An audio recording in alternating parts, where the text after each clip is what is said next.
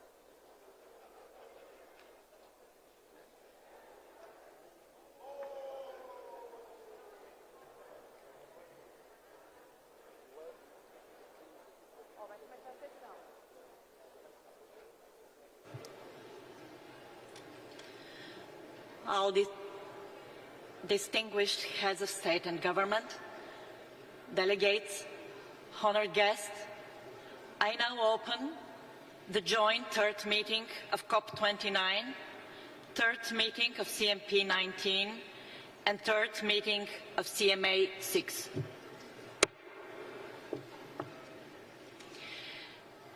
As we continue the national statements, I would like to remind distinguished speakers of the actions in place to ensure effective time management. There is a 3-minute time limit for statements during the high-level segment. Statements should be as concise as possible, noting that full text of the official statements will be made available on the UNFCCC website.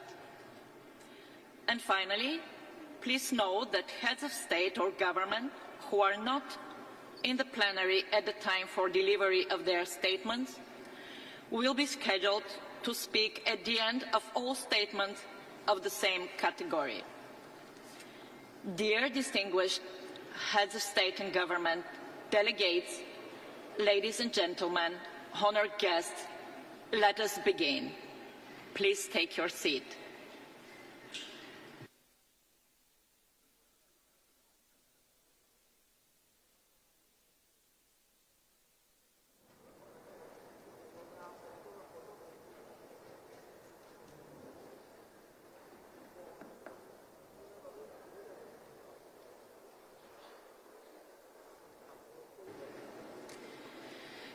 It is my pleasure to welcome Her Excellency Ms. Shaina Ansari Hamadani, Vice President of the Islamic Republic of Iran.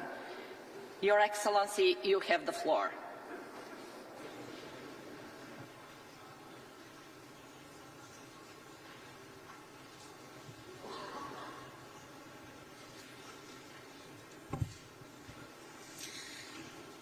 In the name of God, Mr. Chairman, Executive Secretary, honorable leaders and representatives, ladies and gentlemen. First, I would like to express my gratitude to the government and the people of Azerbaijan for hosting COP29, which would provide an opportunity for inclusive actions with the principle of common but differentiated responsibilities to address global crises and challenges arising from climate change. The national sovereignty and priorities are key to address the global climate change challenges and to transform the global energy system. The continent should have equal access to the technologies, knowledge, investment, and nuclear energy in order to increase the share of clean and renewable energy for achieving this goal. Therefore, illegal unilateral sanctions should not impede the efforts of member states in their strives. The illegal unilateral sanctions limits the ability of member countries to access and utilize global financial resources and to develop technology-based equipment. Until these sanctions are completely lifted, expecting adherence to environmental objectives of the Convention is unjustified and irrational. Therefore, I call upon all the member states to condemn these political measures and act on removing these restrictions. Ladies and gentlemen, Iran has taken numerous measures to address climate change threats with further initiatives underway. These include the issuance of general policies related to climate change management and green economy expansion by the highest authority in our country, as well as the inclusion of a national climate change management plan in the country's 7th five-year development plan. Additionally, implementing projects such as converting fossil fuel-based power plants to combined cycle power plants, reducing emissions in the oil and gas industry, expanding renewable solar and nuclear energy, and other similar actions are further effective steps we have taken. Mr. Chairman, We, the member states of the United Nations, have gathered here to address environmental challenges on our planet and to work together to reduce human suffering. But how can we achieve this goal when, in the past year alone, more than 43,000 people, more than half of whom were women, children, and infants, have been killed by the occupying Zionist regime? This is in addition to the recent casualties resulting from the regime's brutal attacks. Who can witness the environmental destruction in the occupied territories and deny its impact on regional and trans-regional climate change? The silence of Western countries maintained by adhering to double standards and selective policies is deeply troubling. Ladies and gentlemen, in conclusion, I would like to emphasize that our shared environment is a common bond and precious heritage for all of us. We hope that international community, free from political issues, will stand together, exchange knowledge, transfer technology, and facilitate accessing financial resources with unilateral sanctions against countries, particularly the Islamic Republic of Iran. However, we cannot forget the fact that the current climate situation of the world is the result of the industrial policies of few developed countries, and developing states shall not be deprived of their right to development because of what others have done. Once again, we emphasize that if this conference should intend to prove its goodwill in striving for a better future for all, while persisting on avoiding double standards to achieve meaningful actions by all countries to achieve these goals. Thank you.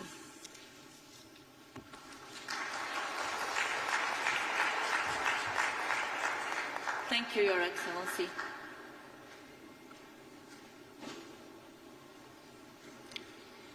It is my pleasure to welcome now His Excellency Mr. Joseph Ondaut Ber, Vice President of Gabon. Your Excellency, you have the floor.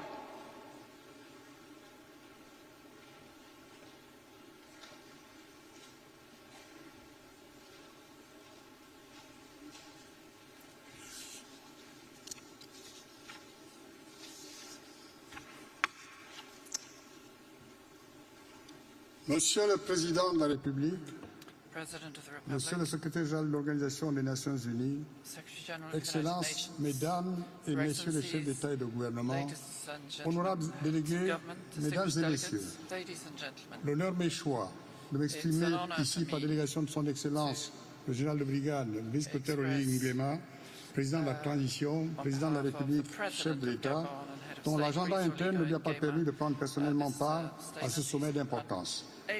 Veuillez accepter, Excellences, Mesdames et Messieurs, ces regrets bien sincères et ces vœux de plein succès aux présentes assises. C'est autant l'occasion de m'acquitter d'ores et déjà d'une dette, celle de présenter, au nom de la République gabonaise et en mon nom personnel, les plus vifs remerciements à Son Excellence, Monsieur Ilham Aliyev, président de la République d'Azerbaïdjan, ainsi qu'au peuple azerbaïdjanais pour l'accueil particulièrement chaleureux et la bienveillante attention dont ma délégation et moi-même ne cessons de bénéficier depuis notre arrivée. Excellences, Mesdames et Messieurs, au moment où nous nous réunissons à Bakou, l'humanité continue de faire face à des défis environnementaux sans précédent. En effet, la perte de la biodiversité s'accélère avec près de 70% des populations d'animaux sauvages qui ont disparu.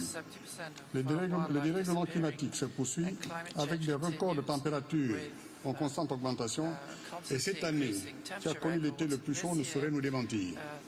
Les pollutions se multiplient à travers le monde, particulièrement par les plastiques qui représentent plus de 85% des déchets marins. Ce contexte sans précédent touche toutes les régions du monde sans exclusive.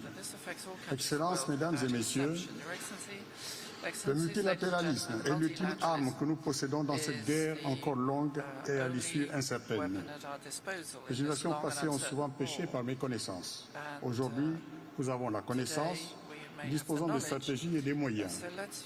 Et les solutions sont bien entre nos mains sur le plan technologique, avec notamment le déploiement des énergies renouvelables et l'agroécologie. Sur le plan écologique, avec les solutions fondées sur la nature à travers le rôle fondamental joué par nos forêts et nos océans. Et Excellences, Mesdames et Messieurs, sur le plan financier, malgré une légère baisse en 2022, la richesse mondiale continuera d'augmenter lors des 3 à 5 prochaines années. Fort de tout cela, nous ne pouvons avoir droit à l'échec. Excellences, Mesdames et Messieurs, la population gabonaise subit l'élévation du niveau de la mer, l'augmentation des inondations et les changements dans les régimes de précipitation. Tout cela affecte durablement la qualité de vie de nos populations et exacerbe les conflits entre l'homme et la faune. En réponse, notre pays n'a pourtant eu de cesse d'agir pour la planète et pour la nature. C'est ainsi que notre couvert forestier est demeuré stable et que nous n'avons ménagé aucun effort pour activer un réseau important d'aires protégées terrestres et marines.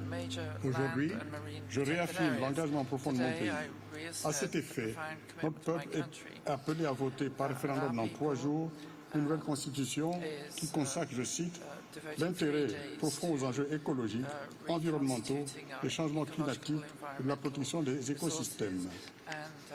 Fin de citation. Cela démontre encore une fois que nos discours devant la communauté internationale sont systématiquement corrélés à une réalité nationale. Toutefois, le Gabon, comme beaucoup d'autres pays en développement, ne pourra continuer de maintenir un tel niveau d'engagement si la solidarité internationale ne se matérialise pas. La survie de la planète dépend autant de nos écosystèmes que du respect des engagements des pays dont la responsabilité historique est engagée.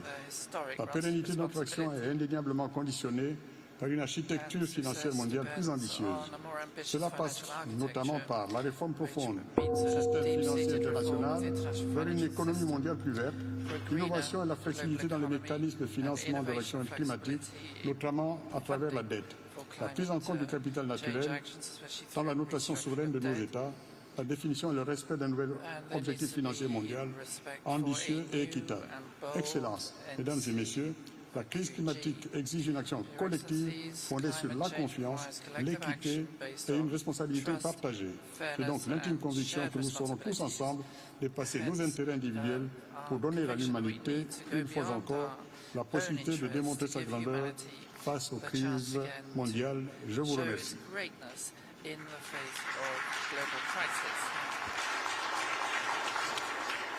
Thank you, Your Excellency.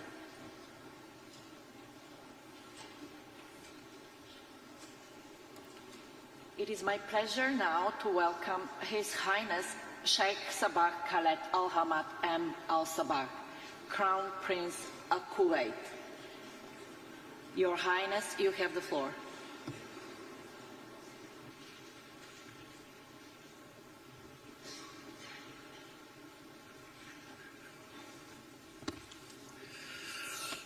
بسم الله الرحمن الرحيم.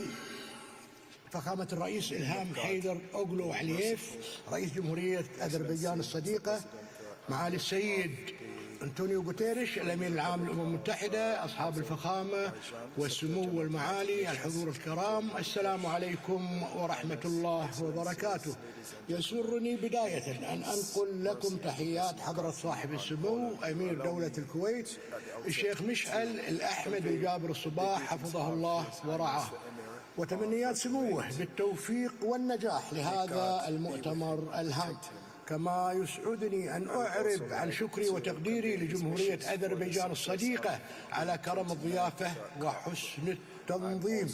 السيد الرئيس، لا شك في أن ظاهرة تغير المناخ أصبحت هاجسا عالميا وتشكل تهديدا للعديد من الدول ومنها دولة الكويت التي أصبحت آثار تغير المناخ فيها ملموسة ومتسارعة، من ارتفاع متزايد في درجات الحرارة والعواصف الغبارية وندرة تساقط الأمطار والتي باتت تؤثر على الحياة اليومية. ومن هذا المنطلق فإن دولة الكويت ملتزمة بالسعي لتحقيق الاستدامة البيئية وتنفيذ التزاماتها تحت الاتفاقية الإطارية لتغير المناخ وبروتوكول كيوتو من خلال جملة مشاريع وإجراءات وطنية وتأكيد لمبادئ اتفاق باريس. فإن دولة الكويت تدعم مبادرتي الرئاسة النداء للهدنة والمياه من أجل التغير المناخي وتدعو دولة الكويت الدول المتقدمة للإيفاء بالتزاماتها تحت الاتفاقية الإطارية وتقديم الدعم المالي والتقني وبناء القدرات اللازمة للدول النامية والأقل نمواً لتمكينها من مقاومة آثار تغير المناخ والتكيف معها والقيام بتنفيذ مساهماتها المحددة على الصعيد الوطني. السيدة الرئيس، لم تتوانى دولة الكويت ممثلة بالصندوق الكويتي للتنمية الاقتصادية العربية عن دعم العديد من الدول النامية من خلال تقديم حزمة من المشاريع لخفض الأثر المناخي عبر تقديم 1330 قرضا ومنحة تقدر قيمتها ب 23 مليار دولار أمريكي. وتلتزم دولة الكويت بجهود موائمة النمو الاقتصادي مع التنمية منخفضة الكربون والمرونة في مواجهة تغير المناخ بحلول عام 2050 والوصول إلى الحياد الكربوني في عام 2060 وذلك من خلال تبني العديد من المشاريع الاستراتيجية للحد من انبعاثات الكربون بما فيها تعزيز مشاريع الطاقة النظيفة كما تطمح إلى الوصول لنسبة 50% من حصة الطاقة الشمسية من إجمالي إنتاج الكهرباء بحلول العام 2050 وإدخال تكنولوجيات جديدة منخفضة الكربون وتطوير شراكات طويلة الأجل لاستثمار فرص الطاقة المستدامة وتتطلع إلى تحقيق خفض انبعاثات الغازات الدفيئة بنسبة تصل إلى 80% بحلول عام 2040 آملين في أن تساهم جهودنا المشتركة في تحقيق مستقبل مزدهر يعود بالخير على الجميع والسلام عليكم ورحمة الله وبركاته. Thank you.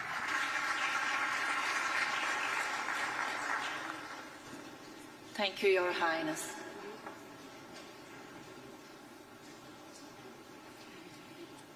It is my pleasure to welcome His Eminence Cardinal Pietro Parolin, Secretary of State of the Holy See. Your Eminence, you have the floor.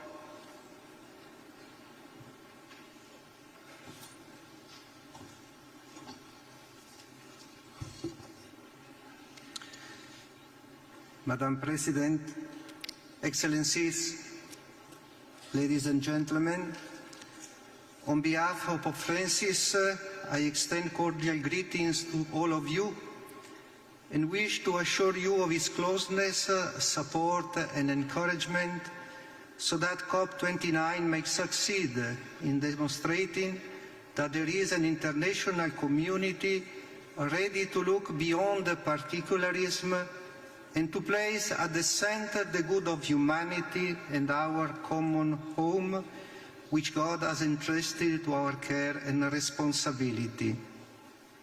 Efforts should be made in particular to find solutions that do not further undermine the development and adaptive capacity of many countries that are already burdened with crippling economic debt.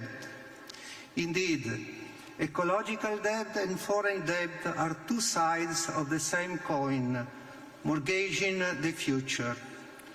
And I would like to reiterate an appeal that Pope Francis made in view of the ordinary jubilee of the year 2025, asking the more affluent nations that they may acknowledge the gravity of so many of their past decisions and determined to forgive the debts of countries that will never be able to repay them.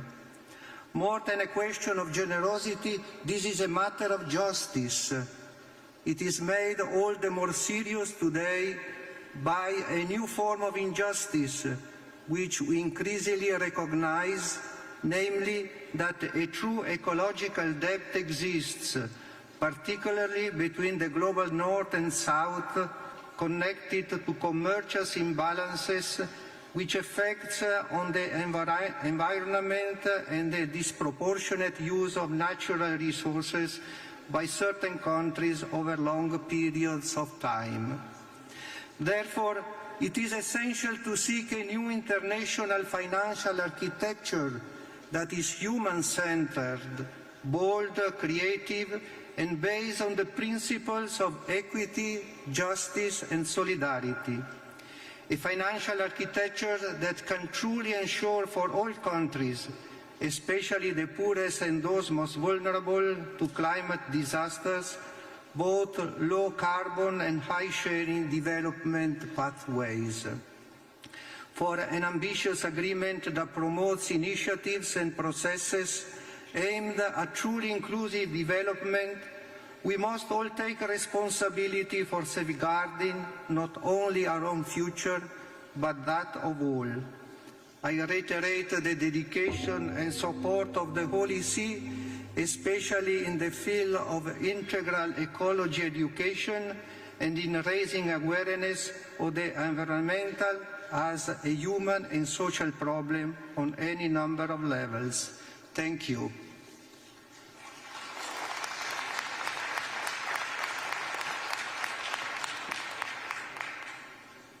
Thank you, Your Eminence.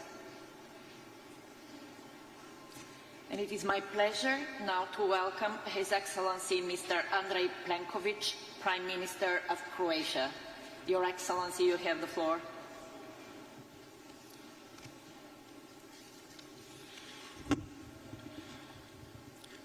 Excellencies, ladies and gentlemen, it is an honor to stand before you today to address one of the most pressing issues of our time, the urgent need for global action against climate change.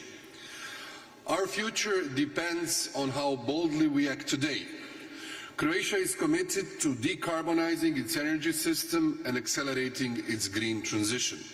With the International Energy Agency warning of an imminent peak in fossil fuels, shifting away from them is not only climate-wise, but an economic necessity.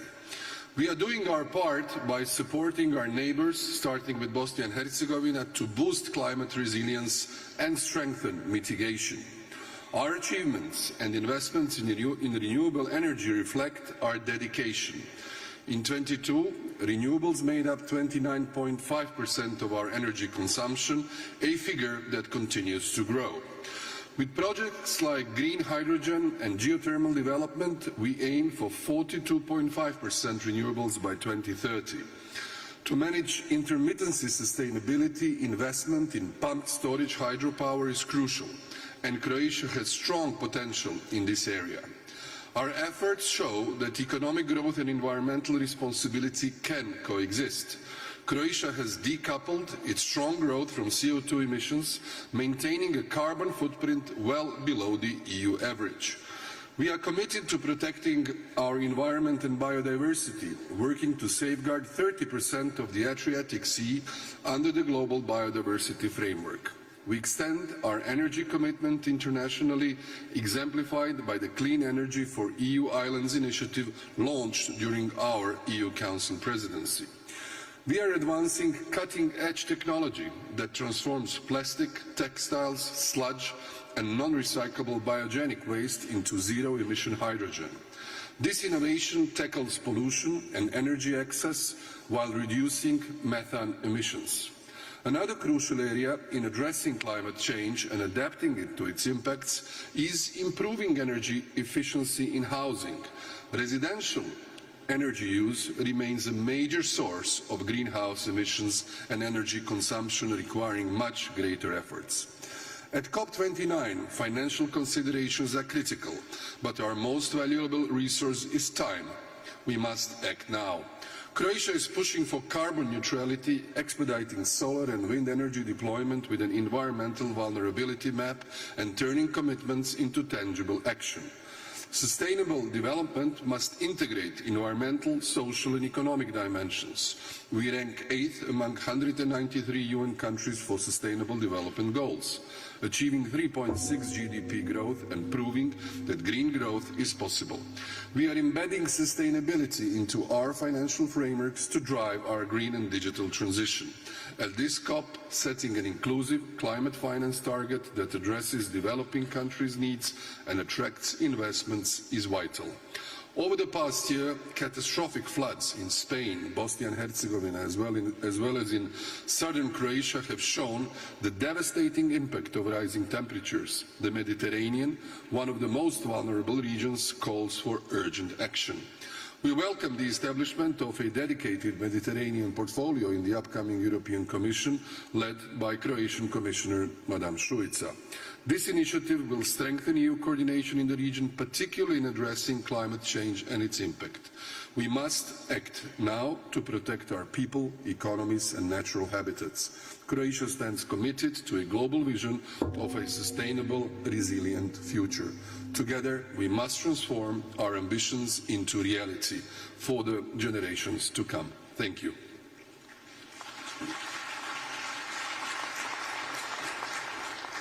Thank you, Your Excellency. And it is my pleasure now to welcome His Excellency Mr. Petr Fiala, Prime Minister of Czechia. Your Excellency, you have the floor. Mr. President, Excellencies, ladies and gentlemen, first of all, I would like to thank the President and people of Azerbaijan for hosting this important conference. Climate change is a serious danger for all of us. We see its devastating impact everywhere in the world. There are floods in Europe, hurricanes in America, landslides in Asia, and drought in Africa. It can increase some of our biggest challenges like health, poverty, and hunger. We all know the risks, but we also know how difficult it is to move from words to action. I am proud that my country, Czech Republic, has made some good progress. Since 1990, our carbon dioxide emissions are down by more than a third. Our energy sector changes to the core. We will discontinue coal, and we push for renewables and nuclear power. As I said in Dubai last year, I strongly believe that nuclear power is essential to meet climate goals. It gives me hope that nuclear energy is more and more popular around the world. We also see development in new technologies. Czech Republic has 50 years of experience with nuclear power. We are ready to assist any country that wants to use it in the future. This includes SMRs or traditional technology. Nuclear power has many benefits. It produces extremely clean energy. It is also very safe with the help of skilled experts and strong international standards. Yes, international cooperation, global action and innovative solutions are key to solve this crisis. But only reduction of effects is not enough. We also need to focus on adaptation. We must reconsider our priorities in many ways. We must help each other to change our countryside and infrastructure to manage weather extremes. In everything we do, our cooperation must be practical. When I look at the history of global goals, I see many fails. In many areas and regions, it is extremely difficult to fulfill the promises made. It is not likely that we will have more success with even stronger targets. We need to agree on reliable consensus. It must be ambitious and realistic. This is more important than bombastic declarations which are then impossible to deliver. It is good that the European Union wants to lead the way, but others must follow to make a real difference. That is why I really appreciate the commitment of major economic powers of the world. I am glad that they set good examples. Ladies and gentlemen, the topic of this conference is noble and necessary. We face hardships, but we must not give up. My country, the Czech Republic, is ready to do its part in cooperation with the international community to build and keep peace, to prevent suffering, and to increase chances for good life for all. Thank you for your attention.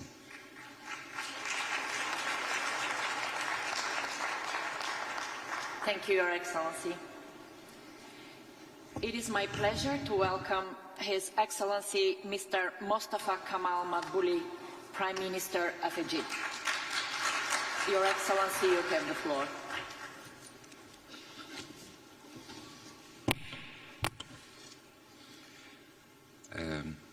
أصحاب الفخامة والسعادة، قادة الدول والحكومات، معالي السادة الوزراء، السيدات والسادة الحضور، اسمحوا لي في البداية أن أنقل لحضراتكم تحيات فخامة السيد الرئيس عبد الفتاح السيسي رئيس جمهورية مصر العربية، الذي شرفني بالمشاركة نيابة عن سيادته في مؤتمر الأطراف في اتفاقية الأمم المتحدة الإطارية بشأن تغير المناخ COP29.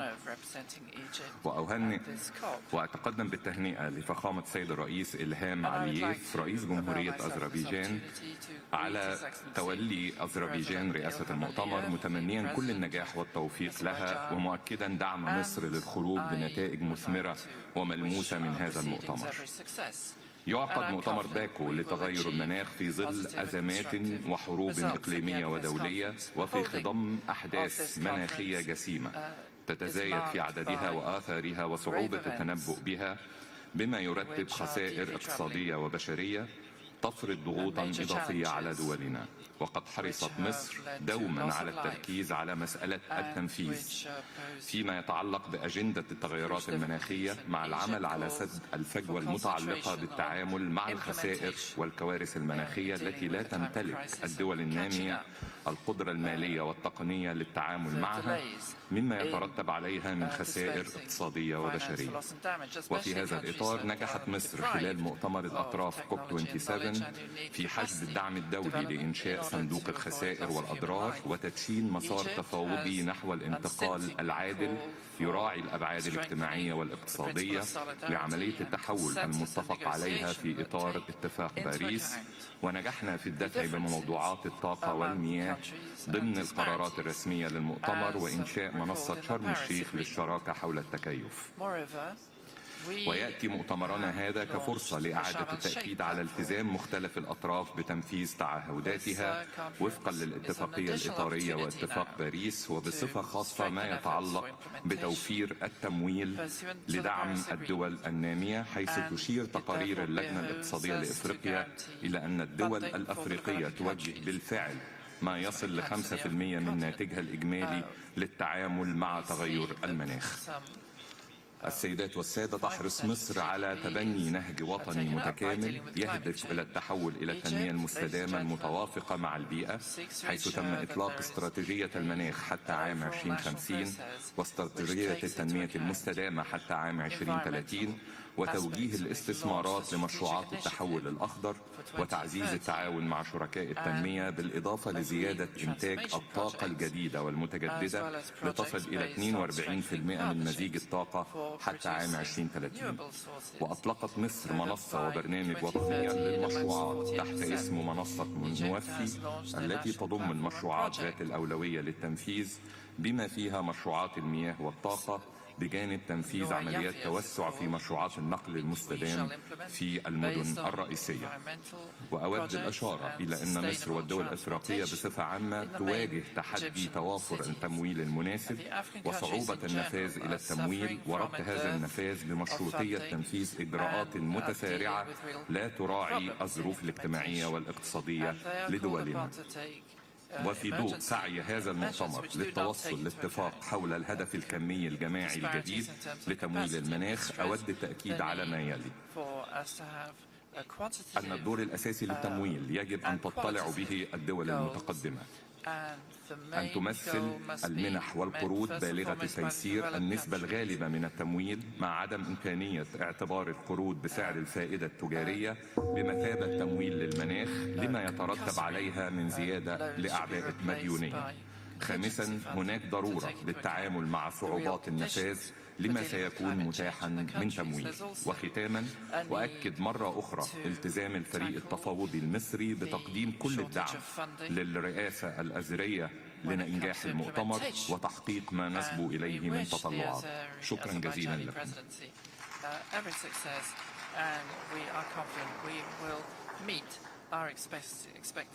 Thank you very much, Your Excellency. And it is my pleasure now to welcome His Excellency Mr. Kyriakos Mitsotakis, Prime Minister of Greece. Your Excellency, you have the floor.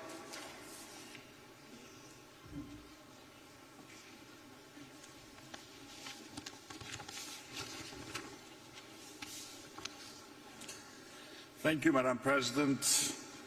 Excellencies, ladies and gentlemen, we meet again at a pivotal moment. The climate is changing, and we are reminded of this fact almost weekly when another tragedy hits some part of the globe. And this reality gives our deliberations a new sense of urgency. Greece is a pioneer when it comes to the energy transition. Our emissions are down 45% versus 2005.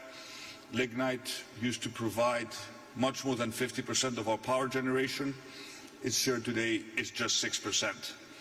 We now rely on wind and solar for almost half of our electricity. We're insulating our houses and building a carbon capture value chain for our industry. And Greece is all in on the energy transition. Yet, to move forward, we must put this transition on a firmer ground. This is the challenge that I see. How can we deliver a transition that our citizens can accept and our companies can afford? How can we avoid a political backlash against this ambitious project? And we see this problem in Europe. Europe is a leader in renewable energy, but we still have higher energy prices than anyone else.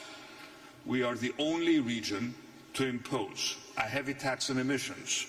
We are almost alone in defending the rules of free trade.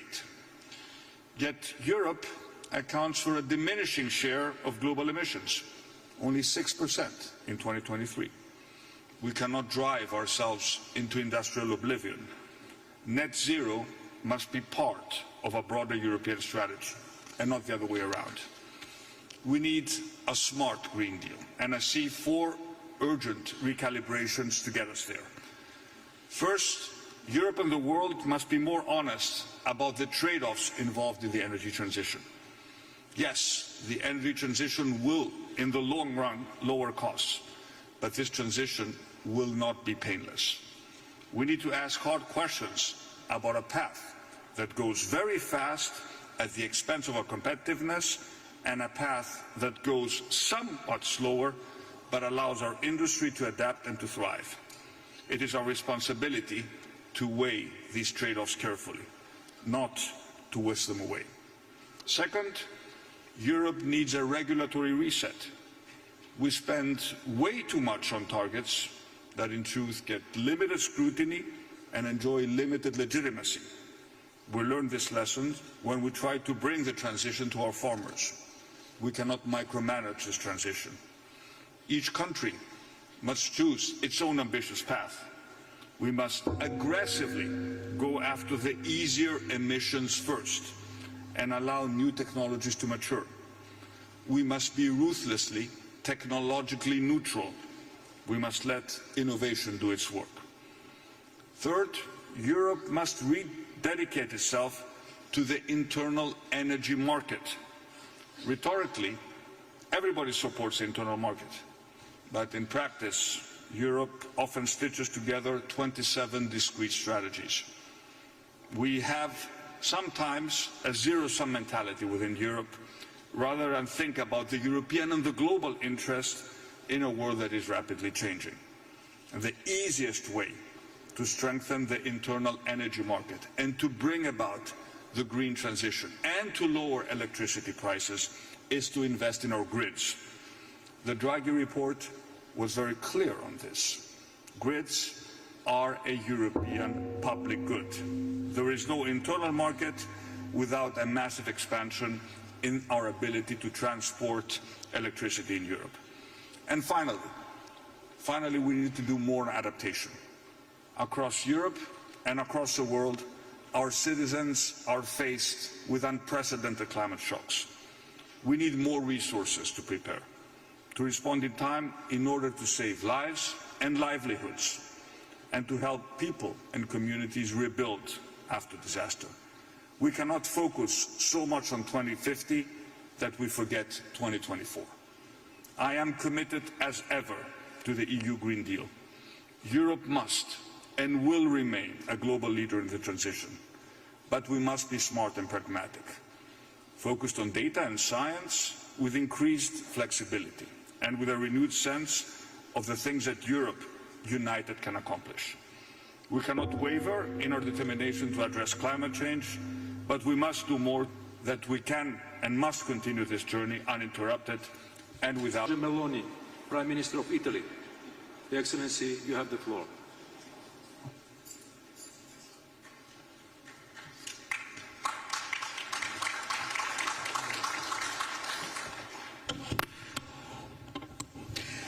Well, dear colleagues, this summit, for which I thank Azerbaijan's presidency, is called upon to contribute further momentum to the effort to limit the global temperature increase to within 1.5 degrees.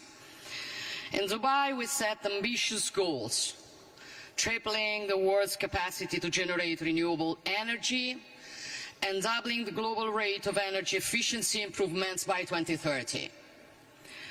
Reaching this goal requires everyone's cooperation, starting with the major emitters of greenhouse gases and adequate financial support. During this conference, we will work to adopt the new climate finance target. Reaching a valuable compromise requires sharing responsibilities and overcoming divisions between developed nations and emerging and developing economies. Italy intends to continue to do its own part. We are already allocating a large amount of the more than €4 billion budget of our climate fund to Africa, and we will continue to support initiatives such as the Green Climate Fund and the Loss and Damage Fund, as well as continue to promote the involvement of multilateral development banks. But it is equally a priority that the decarbonization takes into consideration our production and social systems sustainability. We must protect nature with man at its core. An approach that is too ideological and not pragmatic on this matter risks taking us off the road to success. Technology neutrality is the right approach, as currently there is no single alternative to fossil fuel supply. We must have a realistic global outlook. The world population will reach 8.5 billion by 2030, and global GDP will double in the next decade. This will boost energy consumption, also considering the increasing demand for artificial intelligence development. We need a balanced energy mix to enhance the transition process. We must use all available technologies, not only renewables, but also gas, biofuels, hydrogen, CO2 capture, and in future nuclear fusion, which could produce clean, safe, and limitless energy. Italy is at the forefront on nuclear fusion. In the framework of our G7 presidency, we organized the first meeting of the World Fusion Energy Group, sponsored by the International Atomic Energy Agency. We intend to relaunch this technology, which could be a game changer, as it can turn energy from a geopolitical weapon into a widely accessible resource. And then let's work for a new energy diplomacy to multiply opportunities for cooperation between the global north and the global south. Our destinies are interconnected, and from energy connections we can draw great opportunities. This is the reason why the Climate Energy Nexus is one of the pillars of our Mattei Plan for Africa, the peer-to-peer cooperation strategy that Italy is pursuing, and that I am very pleased to see Azerbaijan, as president of the COP29, has valued as part of the Climate for Peace initiative. Under the Italian presidency, the G7 has promoted new and concrete initiatives such as Energy for Growth in Africa to develop infrastructure for green energy production and distribution, and the Adaptation Accelerator Hub to support the world's most vulnerable nations in their climate change adaptation and mitigation efforts. So, dear colleagues, like any COP, it is up to us to determine whether this will be a success or a failure. We know that we may not personally benefit from the results of the efforts that we are making, but this is not the important thing. I'm a mother, and as a mother, nothing gives me more satisfaction than when I work for policies that will enable my daughter and her generation to live in a better place. So, as William James would say, act as if what you do makes a difference, for it makes it. Thank you.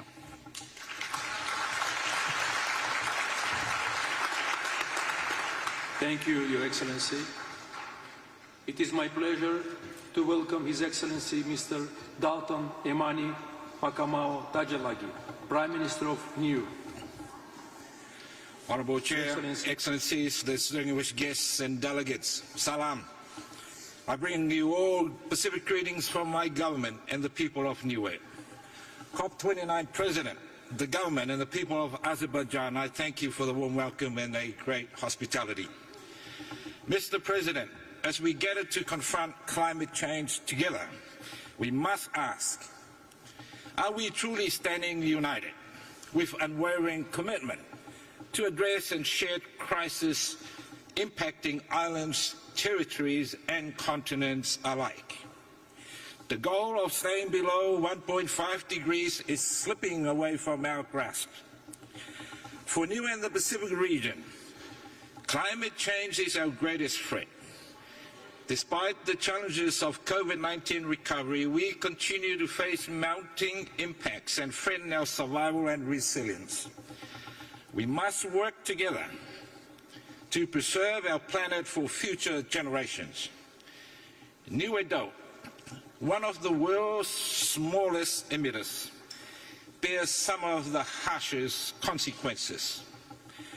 IPCC 2023 Synthesis Report, it says while it is stark, it thus offers hope, only if we act with urgency. The report projects that 127 billion will be needed annually by 2030 for adaptation in developing nations. However, adaptation financing remains below half of this need, currently under $50 billion.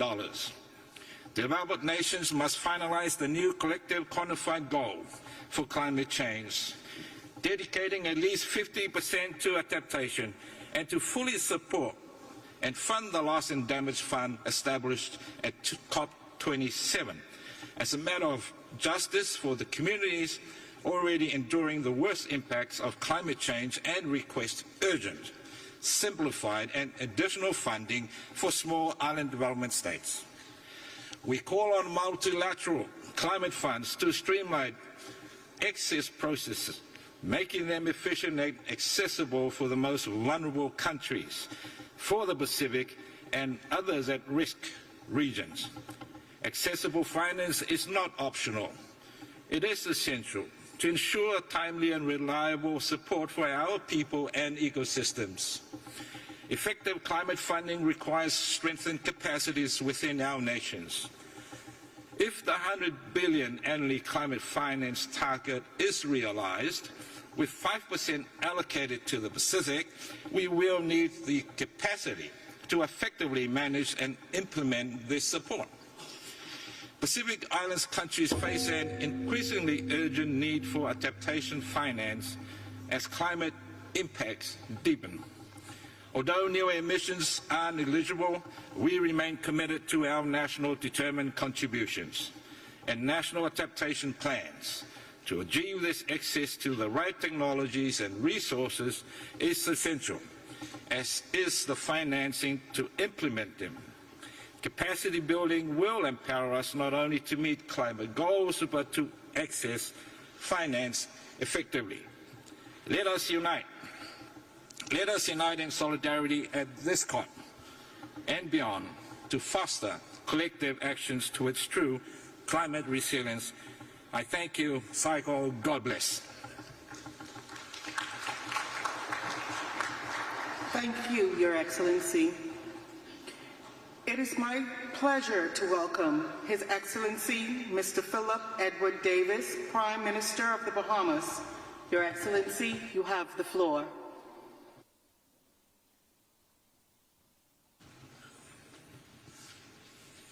Thank you very much. May I begin by expressing my thanks to the President and people of Azerbaijan for the warm welcome and gracious hospitality bestowed on us. We wish you peace and prosperity. Your Excellencies, this past year has been the hottest in recorded history.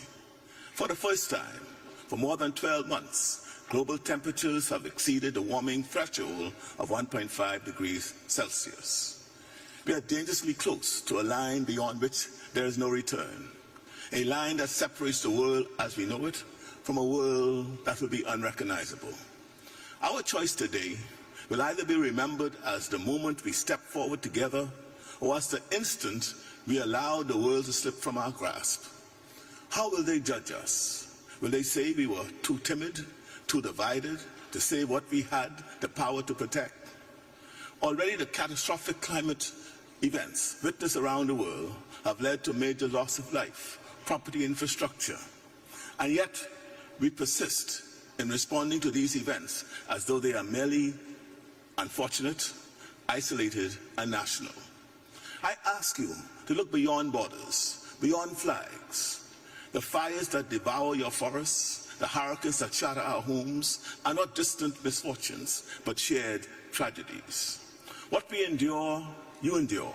What we lose, you lose. And if we fail to act, it will be our children and grandchildren who bear the burden, their dreams reduced to memories of what could have been because of what we have saved.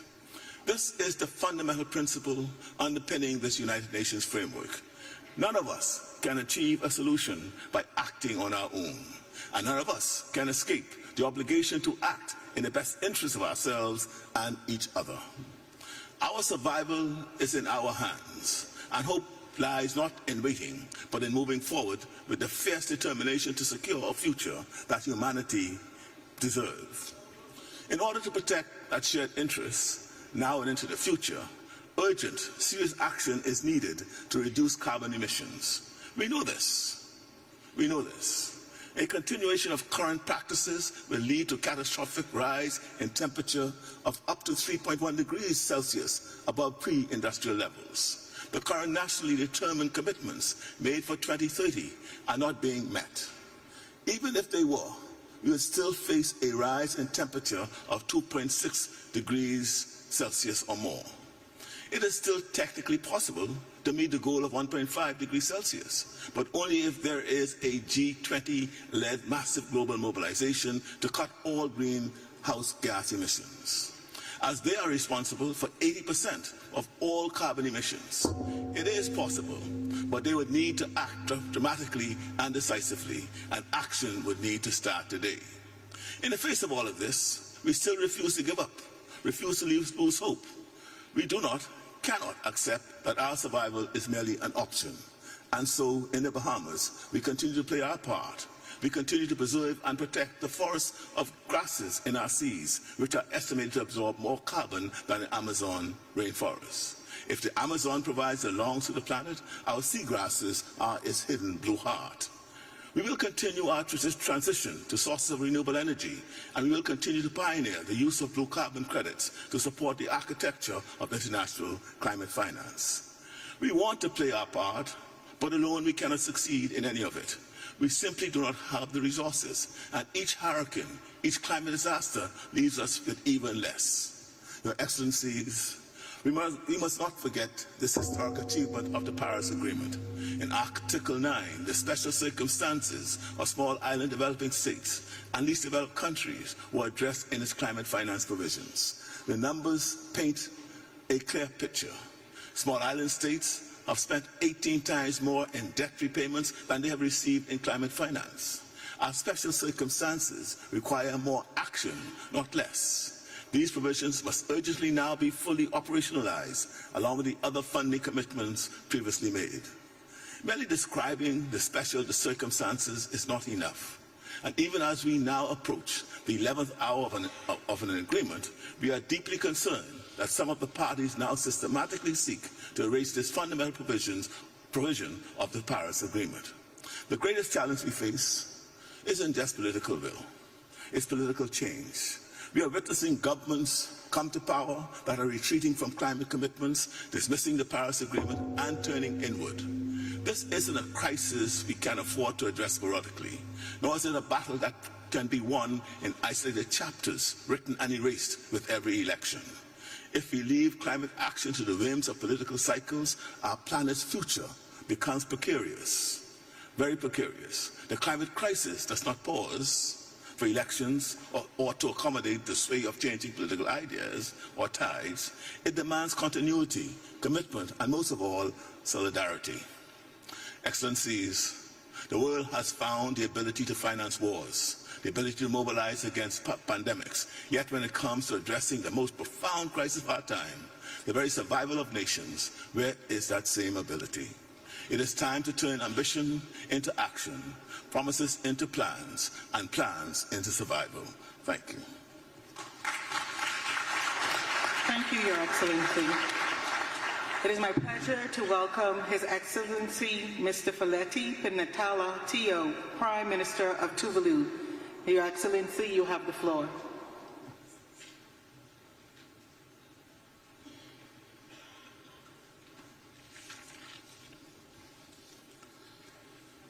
President of COP29, Excellencies, ladies and gentlemen, with all protocols duly observed, let me first of all add my voice to the chorus of expression of gratitude and appreciation to our host, the government and people of Azerbaijan, for the sincerity and largesse of their hospitality.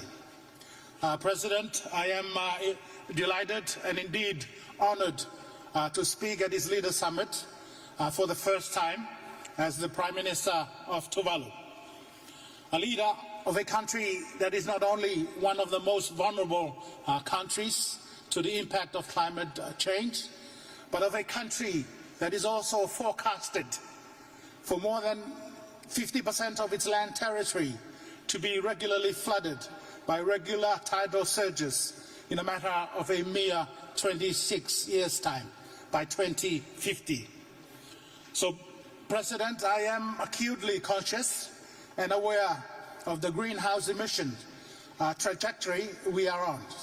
We must therefore accelerate our climate action. This COP must be the COP that put us back on track to a 1.5-degree Celsius trajectory. And there is no time to waste.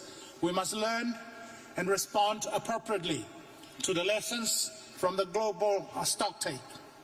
A clear direction from this COP is necessary, if not imperative, to urgently accelerate the deployment of renewable energy and energy efficiency technologies. As the Finance COP, we must conclude the new collective quantified goal on finance to ensure that it delivers the necessary finance to support developing countries meet ambitious mitigation and adaptation goals. It must also deliver the necessary loss and damage and recognize the special circumstances of LDCs and SITs.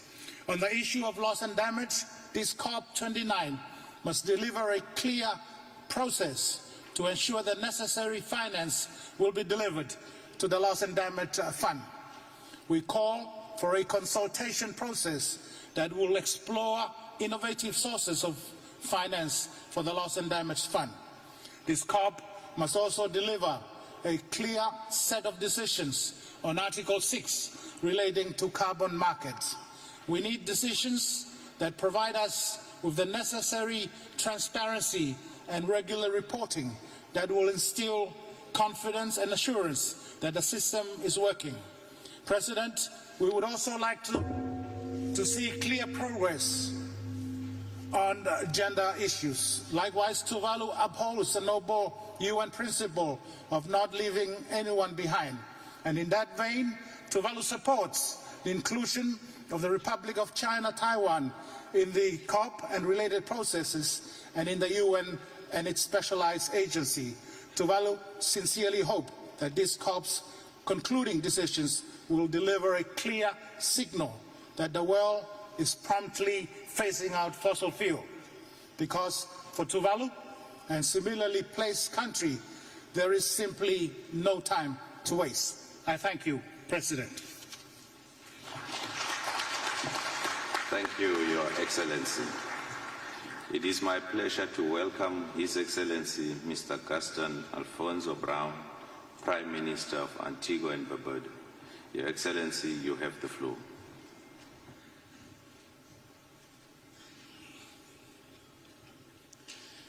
Distinguished ladies and gentlemen, climate change is the single greatest existential threat of our time. Global temperatures are racing past the 1.5 degree threshold, with each year setting new heat records. For nations like Antigua and Barbuda, these are no longer warnings. They are devastating daily realities. Every year of inaction compounds our vulnerability and deepens the injustice that we endure. We cannot wait any longer for empty pledges to become meaningful action.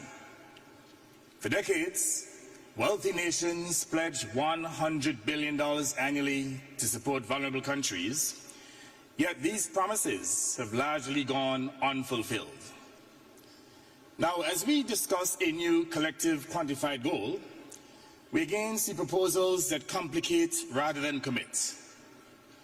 Wealthy polluting countries are seeking to shift responsibility onto elusive private capital instead of ensuring decisive government action to reduce and disincentivize emissions by introducing a global carbon tax to fund the clean energy revolution that is quintessential to saving our planet.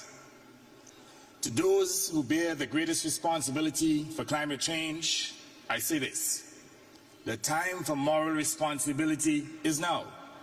The time for increased climate ambitions is now.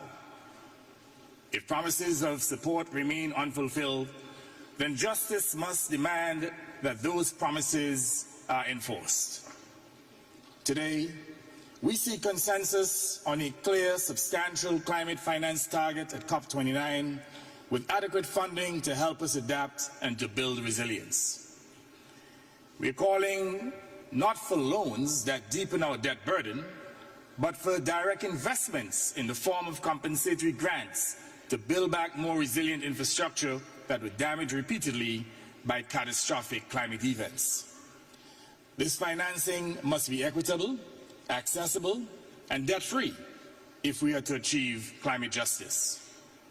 We cannot continue to hear the same promises as our islands suffer and descend into despair.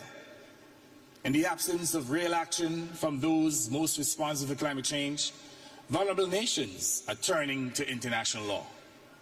That is why, with a favorable opinion from ITLAS, affirming the duty of states to protect the marine environment, we will appear before the ICJ in December in solidarity with Vanuatu as champions of their case. If voluntary pledges remain broken, then international law will be our pathway to justice. This is no longer a choice. It is a necessity when commitments go unmet. My small island bears a disproportionate burden in this crisis. Nonetheless, we're determined to utilize our limited resources to build resilience to climate extremities, for we are resolved to secure our nation and our future. This is why small island developing states adopted the Antigua and Barbuda Agenda for SIDS, the ABAS, at the 4th SIDS Conference in Antigua earlier this year. We know that while the bell tolling warns us first that its sound echoes for all. If vulnerable nations are abandoned today, tomorrow's toll will be universal. This COP29 must be a turning point where the world chooses justice over delay, responsible leadership over evasion, and decisive action over empty promises. Mr. President, we urge that this be the year that promises are honored, because time is running out. Time is running out not just for small states, but time is running out for all of us. I thank you.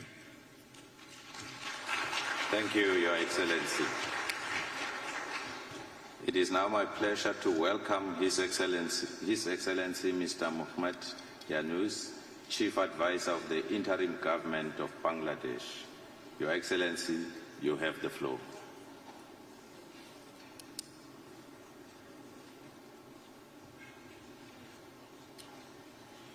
Thank you. Mr. President and distinguished ladies and gentlemen, I seek your permission to present the climate catastrophe in a different perspective. This perspective will take us from fixing climate destruction to stopping the further carnage. It's a big task and raises big questions. I seek your indulgence to share with you my long-standing dream of creating a world of 3 zeros. Our civilization is at a grave risk as we continue to promote self-destructive values. We need to mobilize our intellectual, financial, and youth power to lay the foundation of a new civilization, a self-preserving and self-reinforcing civilization. We, the human inhabitants of this planet, are the cause of the destruction of the planet. We are doing it deliberately. We have chosen a lifestyle which works against the environment. We justify this with an economic framework which is considered as natural as the planetary system. That economic framework thrives on limitless consumption. In order to survive, we need to create another civilization, another culture, a counterculture which is based on a different lifestyle. It will be based on zero waste. It will limit consumption to essential needs, leaving no residual waste. This lifestyle will also be based on zero carbon, no fossil fuel, only renewables. This will be an economy based primarily on zero personal profit, all that is on social businesses. This business, social business, is defined as a non-dividend business addressed to solve social and environmental problems. It will facilitate entrepreneurship for the youth. Young people will get prepared through new education of entrepreneurship. Education of creating job seekers will be replaced by entrepreneurship-focused education. Safety of environment needs a new lifestyle. That lifestyle would not be imposed. It will be a choice. Young people will love that lifestyle as a matter of choice. Each young person will grow up as a 3-0 person. Zero net carbon emissions, zero wealth concentration through building social businesses only, and zero unemployment by turning themselves into entrepreneurs. Each person will grow up as a 3-0 person and will remain a 3-0 person all his or her life. That will create the new civilization. It can be done. All we need to do is to accept a new lifestyle consistent with the safety of the planet and all who live on it. Today's generation of youth will do the rest. They love their planet. I hope you'll join me in this dream. If we all dream together, it will happen. Thank you very much. Thank you, Your Excellency. It is my pleasure to welcome His Excellency, Mr. Irakli Kobakidze, Prime Minister of Georgia.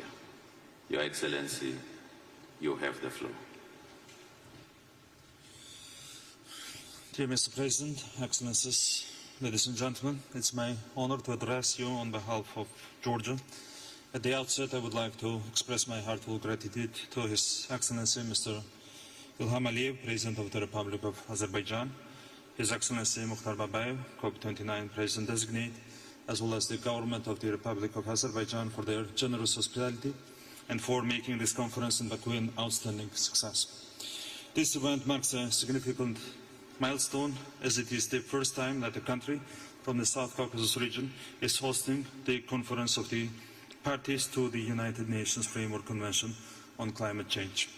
I would like to wish Azerbaijan every success in guiding us towards a fruitful and ambitious outcome at COP29, fostering a collaborative spirit and constructive dialogue throughout the negotiations. This conference comes at a critical juncture as climate change emerges as one of the most pressing challenges of our era, demanding the urgent global action and cooperation to confront its far-reaching consequences. Regrettably, along this journey, armed conflicts not only lead to profound humanitarian crisis, but also disrupt and slow the world's effort to combat climate change. Escalating impacts of climate change, including the rapid melting of glaciers and rising sea levels, are profoundly disrupting economies of the developing countries and jeopardizing the livelihoods of particularly vulnerable nations and communities. Regrettably, Georgia is no exception in facing harsh repercussions of climate change. In recent years, acknowledgement of the links between human rights and the environment has greatly increased. During Georgia's presidency of the Council of Europe in 2019-2020, one of the 4 priorities was human rights and environmental protection. In the final declaration by the presidency of the Committee of Ministers, the Council of Europe's role as the guarantor of our common pan-European legal framework was underscored, emphasizing its responsibility in integrating environmental dimensions into human rights initiatives and promoting a rights-based approach to environment protection. This declaration laid the foundation for significant advancements in environmental protection within the Council of Europe. The Constitution of Georgia singles out the right to the environment as a basic right, while in the constitutions of a number of leading countries, the right of life is used when discussing the right to the environment, so does the European Court of Human Rights. In response to these urgent challenges, it's crucial that we remain steadfast in our commitment to halve global greenhouse gas emissions by 2030. Achieving this goal is critical if we are to limit global warming to the 1.5 degrees Celsius target set by the Paris Agreement. The government of Georgia is dedicated to fulfilling its national commitments by taking concrete actions to implement the Paris Agreement. To this end, Georgia is committed to submitting its third-generation nationally determined contributions by 2025, consistent with the aim of limiting global warming to within the 1.5 degrees Celsius limit and advancing the vision of Europe as the first continent to achieve net zero emissions. In preparing the new NDC, the government of Georgia is actively engaging key stakeholders by embracing an inclusive, whole-of-society approach.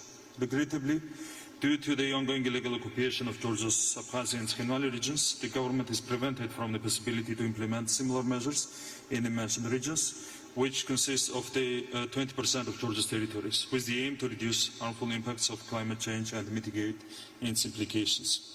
The outcome of the new collective quantified goal on climate finance will determine whether COP29 is viewed as a success. The NCQG must see a significant increase from the current $100 billion USD target and stimulate the alignment of global financial flows with the goals of the Paris Agreement. In this context, it's worth recalling that at COP28, it was acknowledged that developing countries would need close to $6 trillion USD by the end of this decade to efficiently address climate change.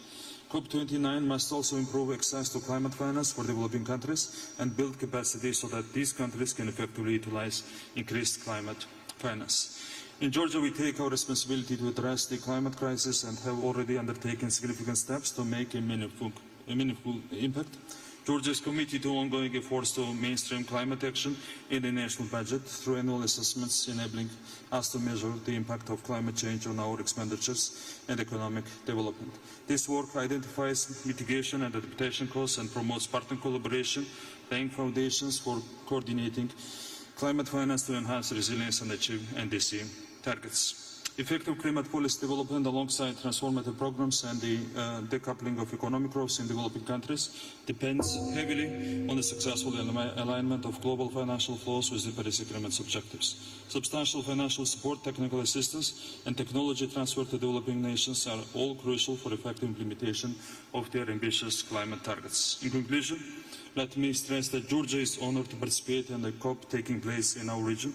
Let us begin the journey of turning our collective aspirations into meaningful results and a fight against climate change. We will work to support our neighbors and friends from Azerbaijan to achieve a successful outcome of COP29. Together, we are transforming South Caucasus region into the region of opportunities and success. Thank you very much. Thank you, Your Excellency. It is my pleasure to welcome His Excellency Mr. COC Ofakifahafolo Zovalani, Prime Minister of Tonga. Your Excellency, you have the floor.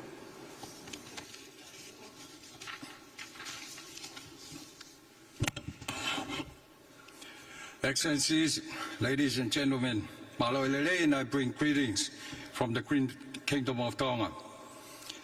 Mr. President, I congratulate you for assuming the presidency of COP29. My delegation assures you of our unwavering support as you lead us during this vital global climate summit. Climate change has been, is, and will be the most existential threat to Pacific Island nations, including Tonga. The recent findings from the IPCC and national climate assessments once more underscore this fact. Tonga witnesses a concerning increase in the intensity of tropical cyclones over the past decade. We lived through Category 5 systems in 2014, 2018, and 2020. Our sea level rise has risen at an alarming rate of 7.3 millimeters per year. This surpasses by far the global average. In turn, this has led to severe coastal erosion, frequent flooding, and the loss of crucial infrastructure. The incursion of salt water into lands has damaged groundwater quality. Rising ocean temperatures have caused widespread coral bleaching and a decline in marine biodiversity. The latest NDC synthesis report and UNEP emission cap report paint a sobering picture. We are not on track to meet the Paris climate goal and keep the 1.5 degree temperature limit within reach.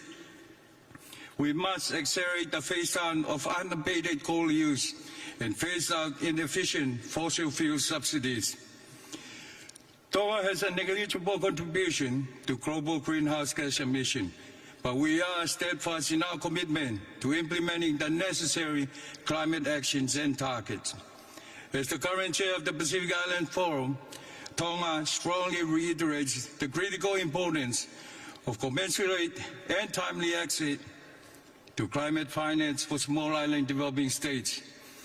We reiterate our call on developed countries to fulfill their long-standing commitment to mobilize $100 billion annually. We welcome the establishment of the Loss and Damage Fund at COP27 and emphasize the urgent need to operationalize this fund. We call upon the Green Climate Fund to recognize the robust procedures of multinational organizations such as World Bank and encourage innovative approaches and partnership such as the Save the Children initiative, in which Tonga is a pilot country. Tonga supports the Unlocking the Blue Pacific Prosperity endorsed by Pacific leaders, aim to build effective ocean management, robust food system, and sustainable finance. In addition, our Pacific leaders recognize that we need timely, predictable, and scale-up access to climate finance and establish the Pacific Resilient Facility. This is Pacific-led, member-owned and managed climate and disaster resilient financing facility. We urge global partners to continue this support for these two crucial regional facilities. At a national level, Tonga established a Tonga Climate Fund to accelerate the implementation of our climate action and achieve our vision to be a resilient Tonga by 2035. We further echo the call of Pacific leaders for states and regions to support the 2021 landmark declaration on preserving maritime zones, reaffirming our commitment to safeguarding our maritime zones from the adverse impact of sea level rise. Mr. President, Tonga fully supports the bid from Australia to host COP31, as it will be known as the Pacific COP. In closing, I express our deep hope that COP29 will foster genuine partnership and collaboration among all parties, and we must honor our respective responsibilities, especially now, as time is not on our side. I thank you. Thank you, Your Excellency. It is my pleasure to welcome His Excellency Mr. Edi Rama, Prime Minister of Albania. Your Excellency, you have the floor.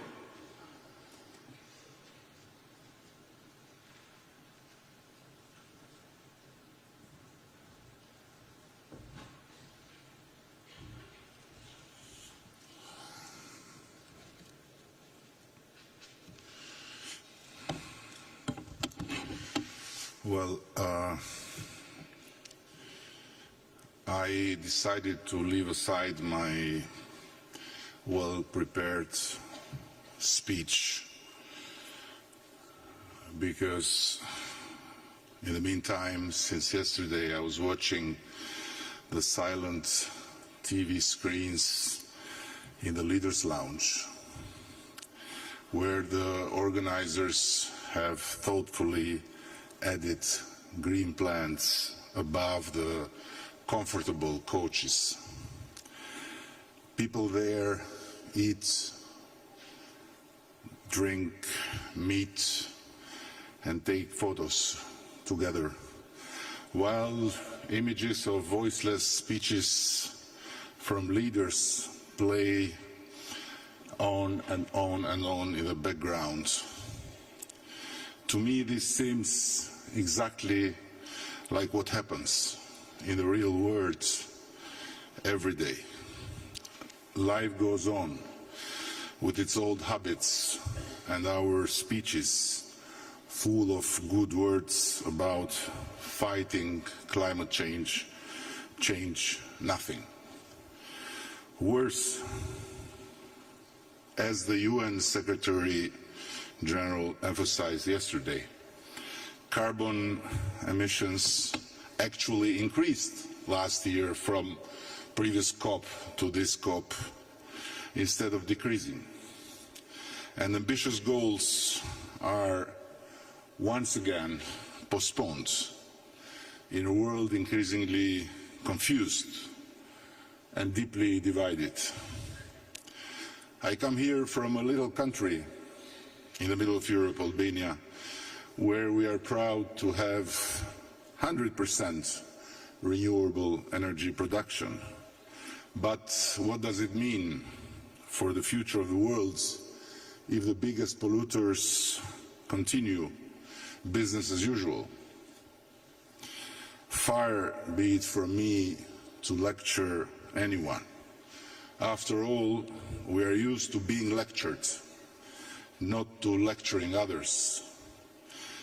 But my point is, what on earth are we doing in this gathering over and over and over if there is no common political will on the horizon to go beyond words and unite for meaningful action? And adding insult to the injury, some major and minor players even boycotted this annual global event. What does this mean?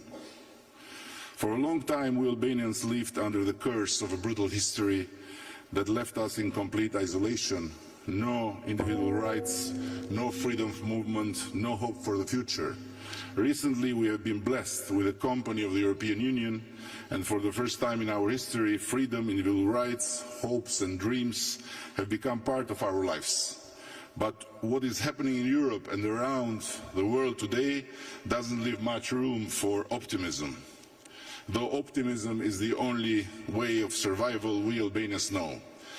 And while my voiceless image plays on the silent TV screens of the beautiful lounge next to this room, I want to end by evoking here a story from Anas bin Malik, may Allah be pleased with him, and I'm a Catholic by the way, who narrated that the Prophet Muhammad, peace be upon him, said, if the day of judgment comes while one of you has a sapling in his hands, if he is able to plant it before it comes, let him plant it. Thank you very much. Thank you, Your Excellency. It is my pleasure to welcome His Excellency Mr. Patrice Emery Trovoada, Prime Minister of Sao Tome and Principe. Your Excellency, you have the floor.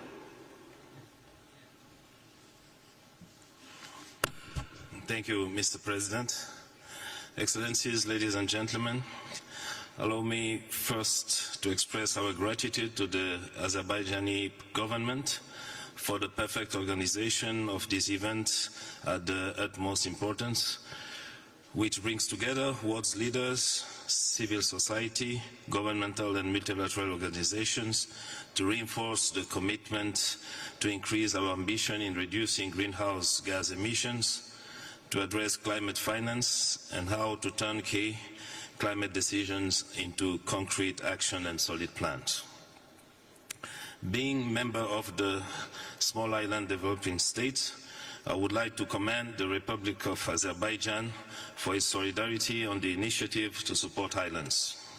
Excellencies, Sao Tome and Principe, an island country located in the Gulf of Guinea, stands out for its natural beauty and unique terrestrial and marine biodiversity, harboring species found nowhere else in the world.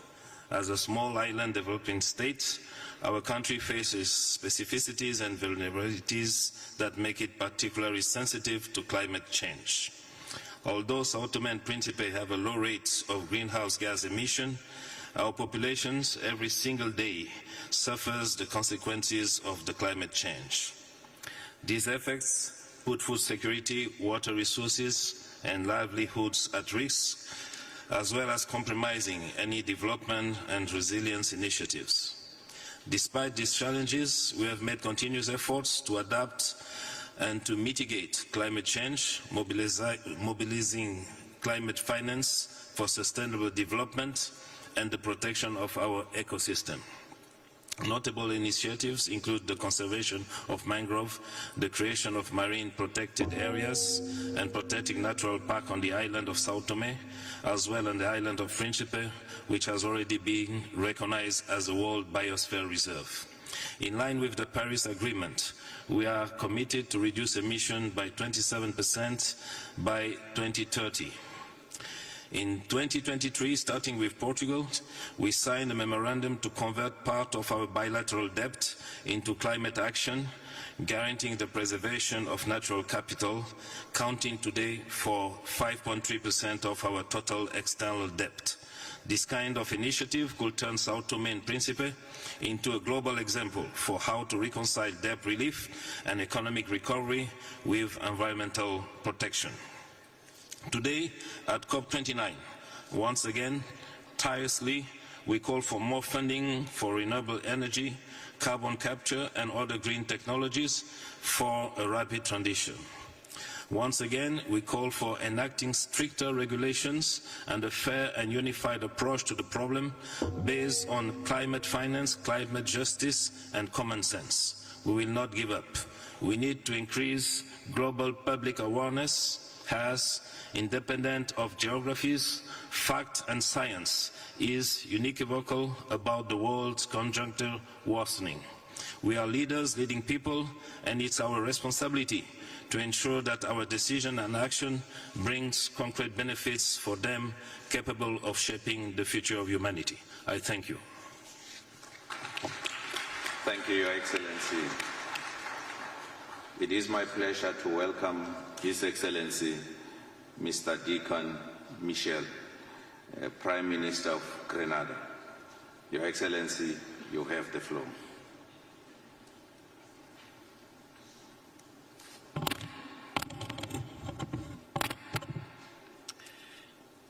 Your Excellency, the President of COP29, esteemed colleagues, distinguished leaders, I extend Grenada's appreciation to the COP presidency for its commitment to leading us through this pivotal moment in our shared climate journey.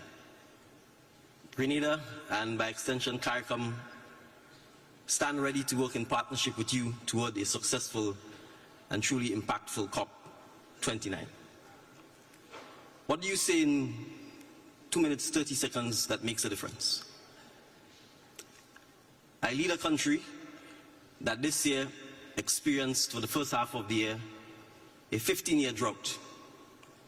And then on the first day of the second half of the year, experienced the earliest category 5 hurricane that devastated our islands of Carriacou and Petit Martinique. And at this very moment, as I stand here, yet again, my island is being devastated by flash flooding, landslides, and deluge of excessive rainfall, all in the space of a matter of a couple hours. That is the reality lived by small island developing states. And so it takes a lot of courage to come to this event. In fact, it's my first, it may be my last. The reality is, we're not here to beg. We're not here to ask for sympathy. We are here to say that it's one planet. It may be small island developing states today. It will be Spain tomorrow. It will be Florida the day after. It's one planet. It's one Earth. And the partnership that we are asking for, the partnership to finance climate adaptation, the partnership to finance climate resilience, is a partnership that works in the best interests of the planet and of all of mankind. So whether it's innovative financing tools like our catastrophic parametric risk insurance, or whether it's not using a big word like operationalize the loss and damage fund, but actually put the money in the fund and make it available for those of us who suffer the loss and damage, it's a partnership for mutual benefit. Because the lessons we learn in small island developing states of resilience, of adaptability, of sustainability is a lesson that we can share with the world. And that's all we are asking for, partnership. Thank you. Thank you, Your Excellency. It is my pleasure to welcome His Excellency, Mr. Mian Mohammed Shehbaz Sharif, Prime Minister of Pakistan. Your Excellency, you have the floor.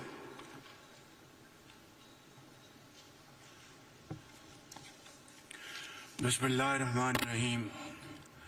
Ya ayyuhallazina amanu taqullaha wa qulu qawlan sadida yuslih lakum a'malakum wa yaghfir lakum dhunubakum wa man yuti' Allah wa rasulahu faqad faza azima. Excellencies, ladies and gentlemen, wonderful event to understand the calamities which unfortunately some of the countries have already faced, and some will, if we do not act to counter those measures which are so important at this point in time to have conducive environment so that a country like Pakistan, which faced one of the most devastating floods out of climate change back in 2022, which left millions of people homeless. They were spending days and nights under open skies. Millions of acres of land in Pakistan submerged, and standing crops were completely destroyed. Millions of houses were absolutely submerged, and almost 1,700 people died. And of course, the loss to our economy was about $30 million. That was the cruel intensity of those floods. And this must be kept in mind, ladies and gentlemen, that Pakistan is one of those countries which hardly contribute 0.5% of emissions, global emissions. And yet we are vulnerable and in the list of those 10 countries which can, God forbid, face this kind of devastation again. My memories are still fresh. I was meeting people in Balochistan who were affected by these floods. A boy by the name of Ikramullah had lost everything. His entire village was erased from the face of the earth. His home was completely demolished, and his school was also submerged. And we had arranged his education to another part of Pakistan. And this boy is becoming a very productive hand of Pakistan, but not for all those who had suffered this calamity in Pakistan and other parts of the world. So, ladies and gentlemen, here is this opportunity that COP29 should understand, make this understanding loud and clear, that we will have to fulfill those financial pledges committed in COP27, COP28, and yet I think those huge financial commitments have to be materialized. Ladies and gentlemen, we would also like to raise this point that 10 years ago in Paris, we had failed to stop the rise in emissions and catastrophic global warming. And those pledges in Paris 10 years ago, which were made, have yet to see the light of the day. Ladies and gentlemen, as the -1 emitters, we should not brave the impact of emissions realized by others without even the tools to finance resilience. Without climate justice, there can be no real resilience. And I wouldn't want other countries to face the plight Pakistan faced back in 2022.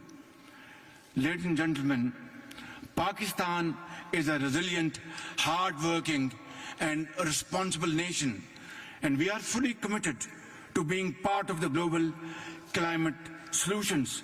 My government has taken concrete actions to deliver on its commitment of producing 60% of all energy from clean sources and shifting 30% of our vehicles to EVs by the end of this decade.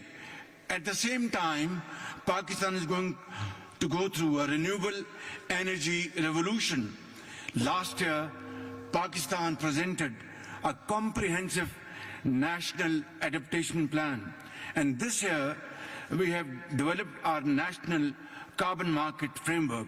But we cannot do it alone.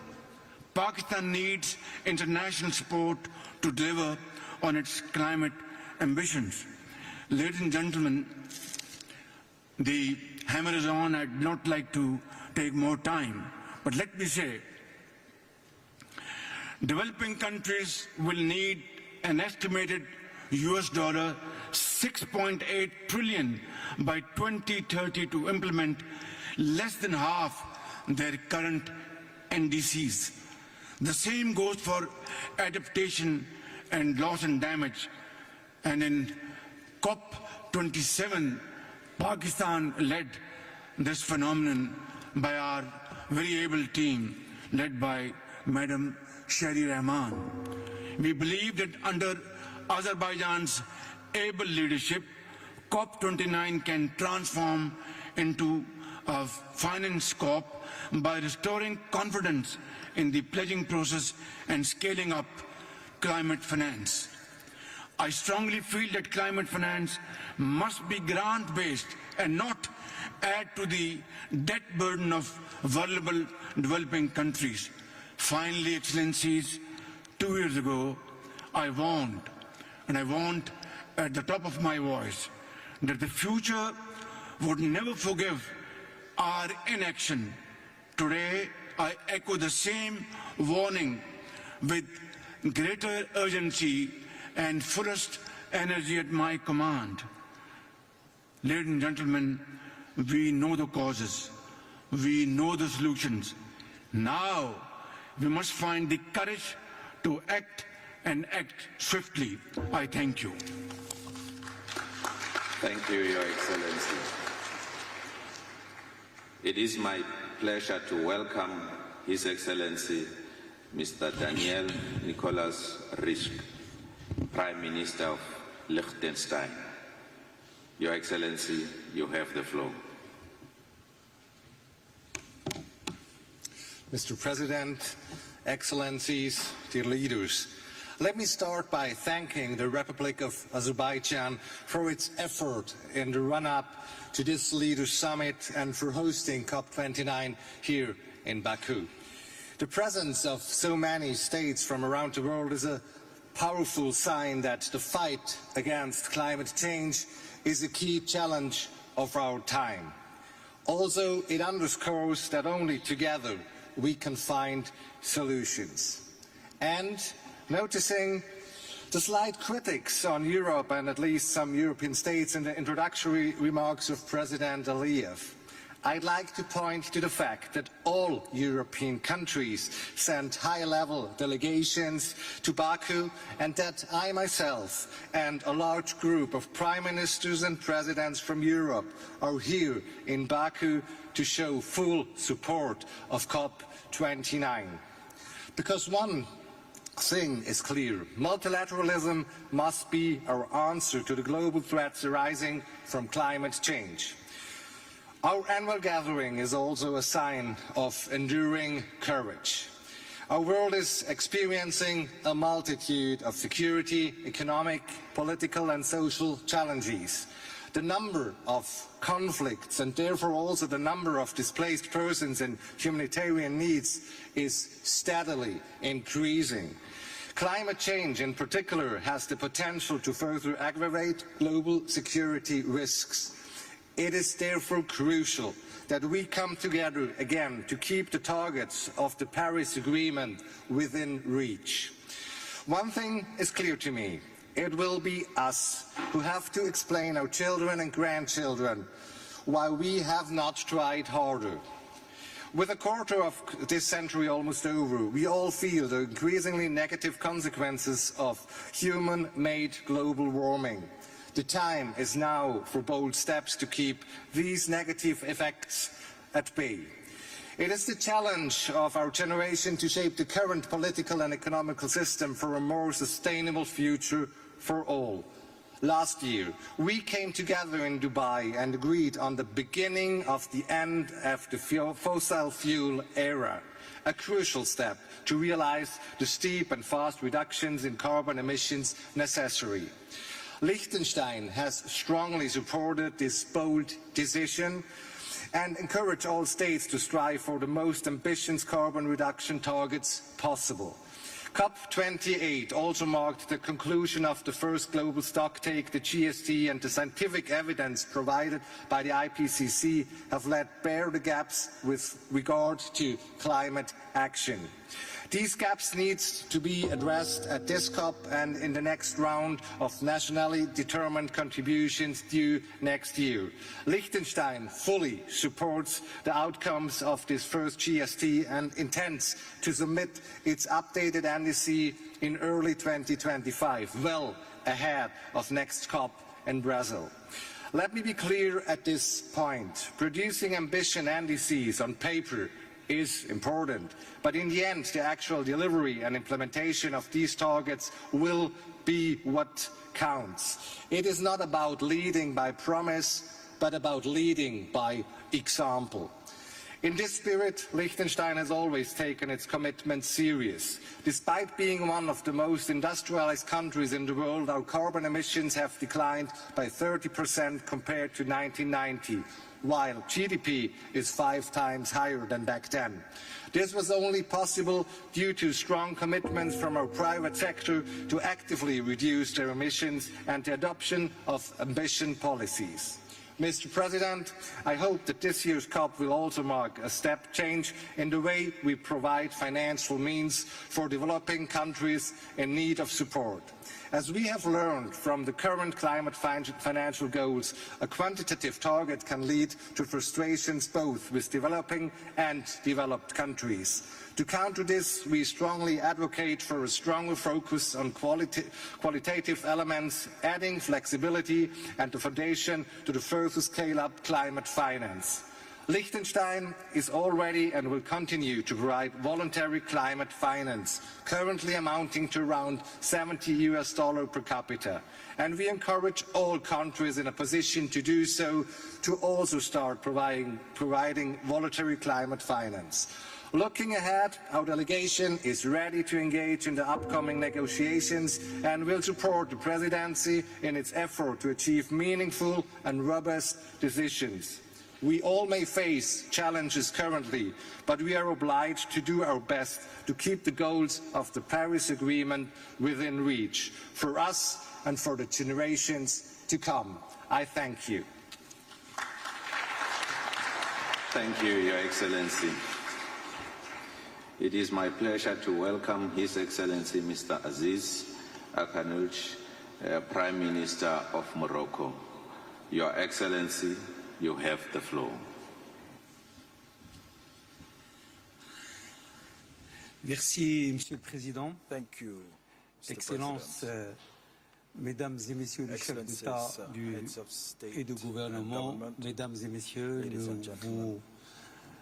nous remercions et félicitons l'Azerbaïdjan pour l'organisation de la COP29 et pour son engagement constant tout au long de la préparation de cet événement d'envergure. Sous la conduite de Sa Majesté le roi Mohammed VI, que Dieu l'assiste, le Maroc s'est engagé depuis de nombreuses années à jouer un rôle majeur dans la transition énergétique tant au niveau international, national que continental. À ce titre, l'initiative pour l'adaptation de l'agriculture africaine AAA a été lancée sous l'impulsion de Sa Majesté lors de la COP29 à Marrakech avec une vision audacieuse, transformer l'agriculture africaine et protéger l'environnement pour faire face au changement climatique. En collaboration étroite avec l'initiative africaine d'adaptation, l'initiative AAA poursuit son action sur 3 principaux axes. L'amélioration de la gestion des sols, l'accès accru à l'eau pour l'irrigation et l'intégration des technologies agricoles résilientes.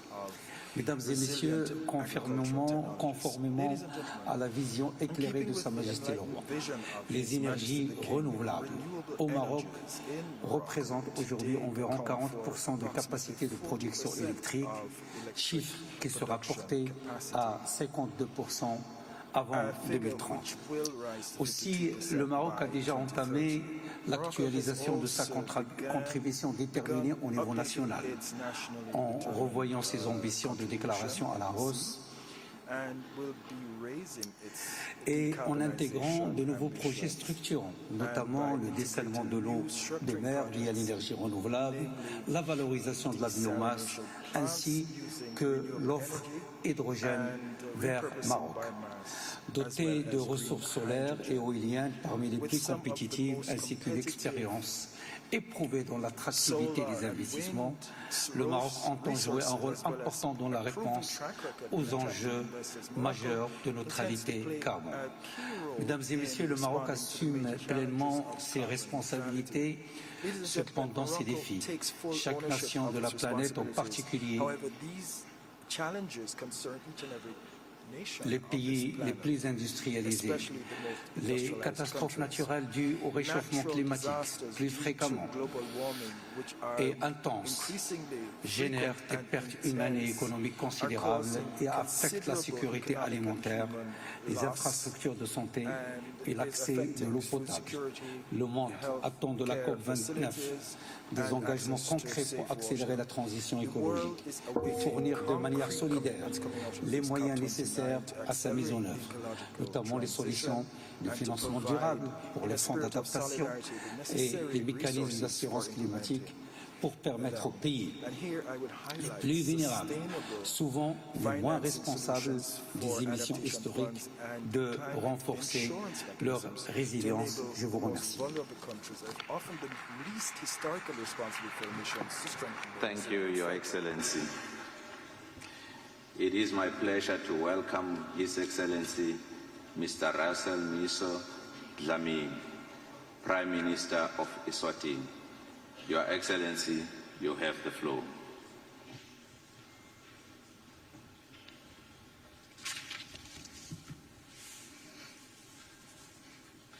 Excellency President Ilham Aliyev, President of the Republic of Azerbaijan, Your Excellencies, Mukhtar Babayev, President of the 29th Conference of State Parties to the UNFCCC.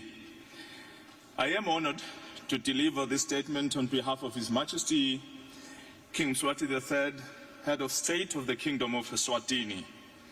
A year ago in Dubai, multiple leaders stood on this platform, urging immediate action to tackle climate change. Since then, our countries, Eswatini included, have endured severe climate-induced events. In our case, these ranged from destructive hailstorms to droughts that have upended livelihoods, especially in agriculture, a key sector for the people of Eswatini. Excellencies, it is abundantly clear that we are at a critical juncture.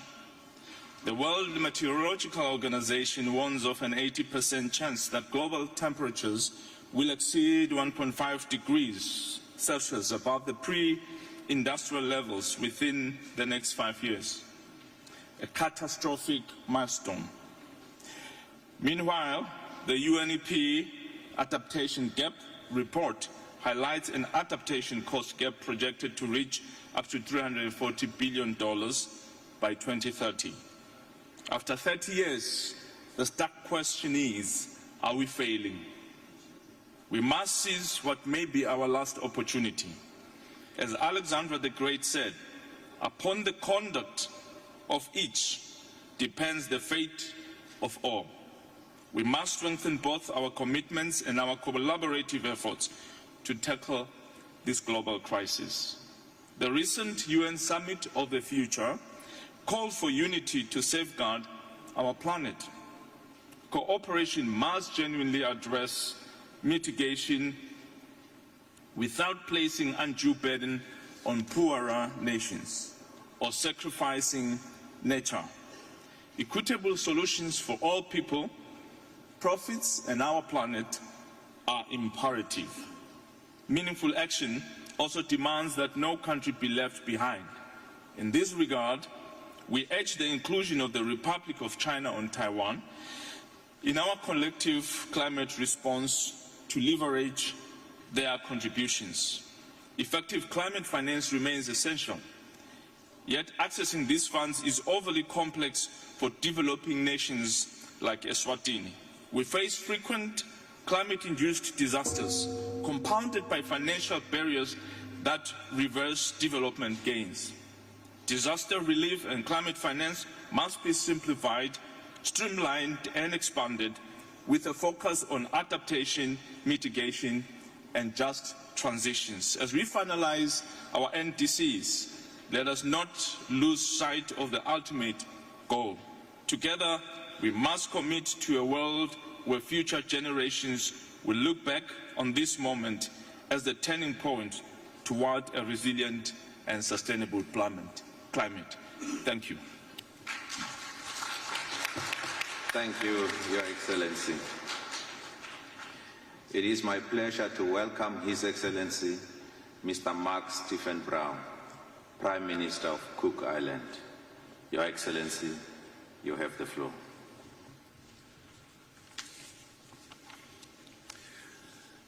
To the Honourable President of the Conference, Excellencies, distinguished delegates, Kia ora.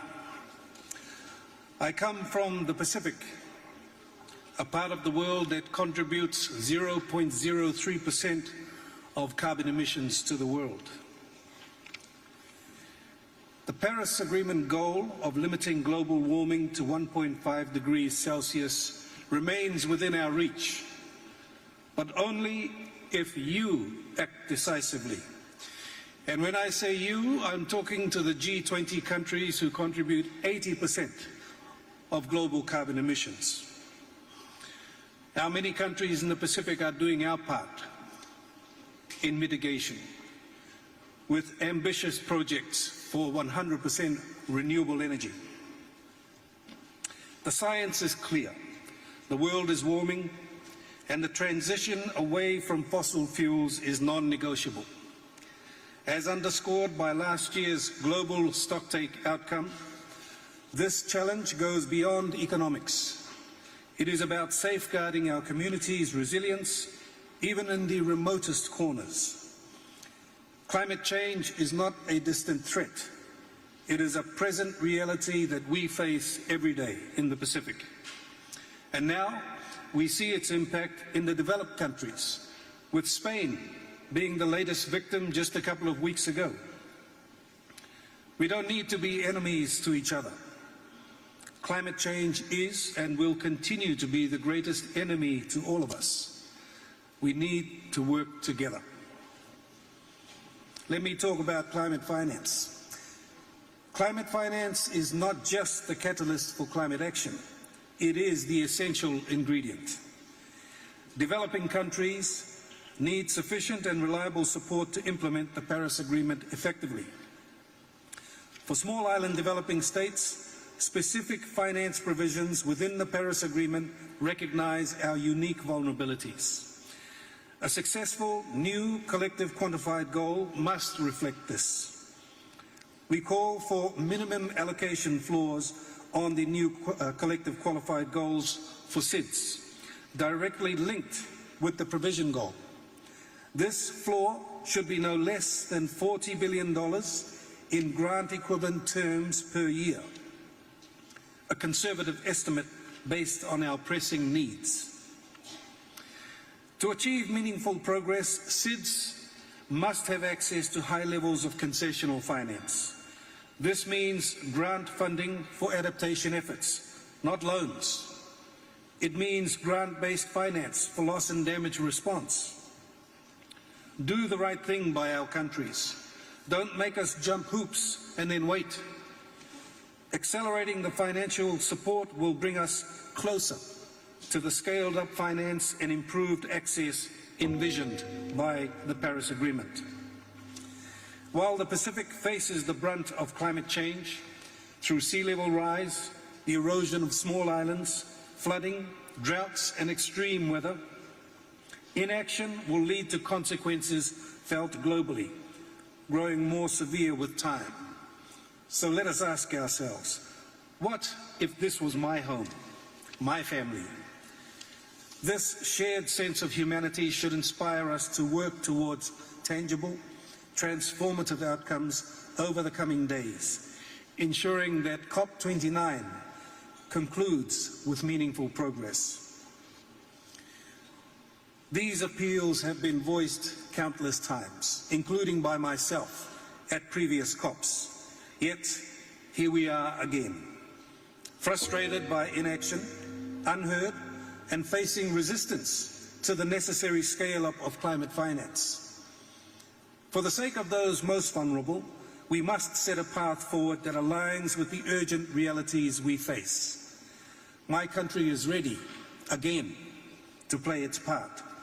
The question remains, are we ready to act decisively and collaboratively for future generations? I thank you. Thank you, Your Excellency. It is my pleasure to welcome His Excellency Mr. Musalia Mudavadi, Prime Cabinet Secretary and Cabinet Secretary for Foreign and Diaspora Affairs of Kenya. Your Excellency, you have the floor. Thank you, Chair. Your Excellencies, distinguished heads of government and heads of state, Your Excellencies, distinguished delegates, I bring salutations from President William Ruto of Kenya, and I make this statement on his behalf. I congratulate you, Mr. President, on your election as the President of COP29 and commend the people and government of Azerbaijan for hosting this historic meeting.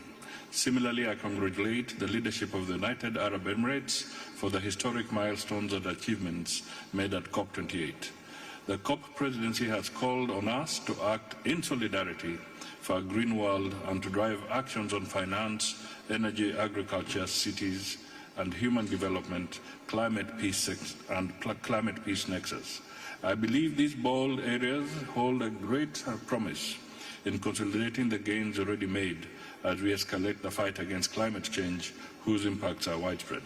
In Kenya, the impacts of climate change are an everyday reality. Currently, we are experiencing unusually warmer days, yet only 5 months ago, we experienced horrible floods that led to the deaths of 267 and displaced 281,000 people. The floods also destroyed critical infrastructure, including 1,967 schools, 62 health facilities. Besides, the droughts of last year destroyed livelihoods and killed over 2.4 million livestock. This troubling climate story is not confined to Kenya.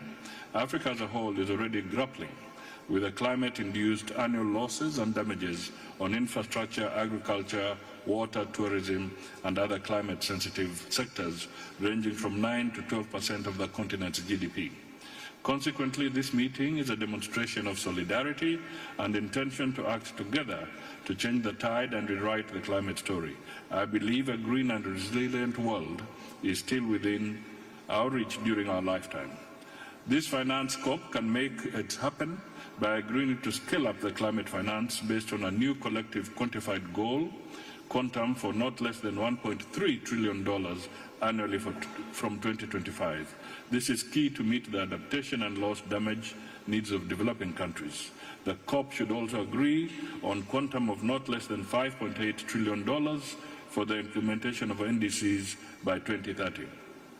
Further, we must agree to deliver this vital financing both in quality and urgency, as well as with transparency and ease of access.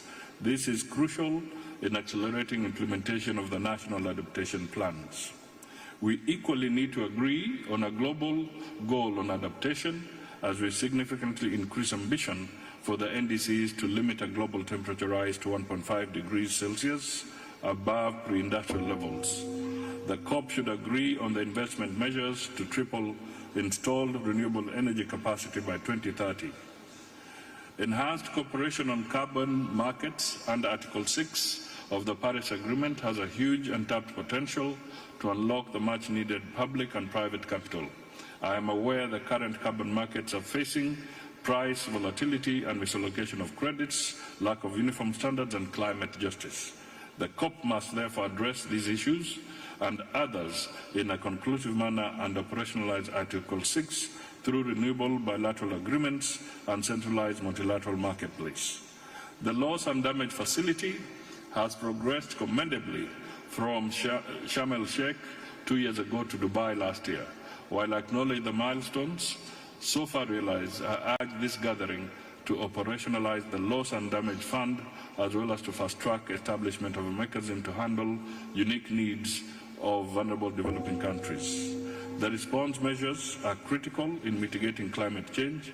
However, some measures have negative cross-border impacts on trade, food security, livelihoods, competitiveness, and development. Mr. President, Excellencies, ladies and gentlemen, global transformation to a low-carbon economy requires an investment of at least $4 to $6 trillion per year to support climate action. However, most developing countries cannot raise this capital due to high interest rates on loans, escalating costs of climate shocks and transition, and depressed fiscal space. We must reform the multilateral development banks to unlock financing at scale and to create incentives such as debt restructuring and sustainability, including the high cost of capital, borrowing, as well as scale and agility of climate finance. Technology and innovation are key to providing appropriate practical solutions and to enhancing efforts by developing countries to eradicate poverty. We must therefore break the hold-ups to technology and innovations to enable the developing world to leapfrog sustainable growth models. Similarly, we must enhance research and early warning systems to bolster predictive capabilities and avert calamities, as well as transform agricultural and food systems to cut emissions, develop resilience, and create job opportunities, especially for women and youth. Mr. President, to conclude, we need to confront the weak political will and unsustainable economic interests that put profits over people and the planet, standing on the transition to a global low-carbon economy to achieve a green world. We need credible commitments and robust international cooperation for transformation, to transform the climate crisis into opportunities. We can do it, and we should do it. I thank you all. Thank you, Your Excellency.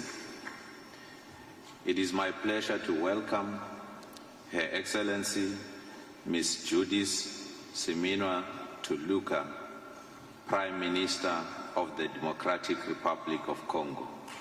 Your Excellency, you have the floor.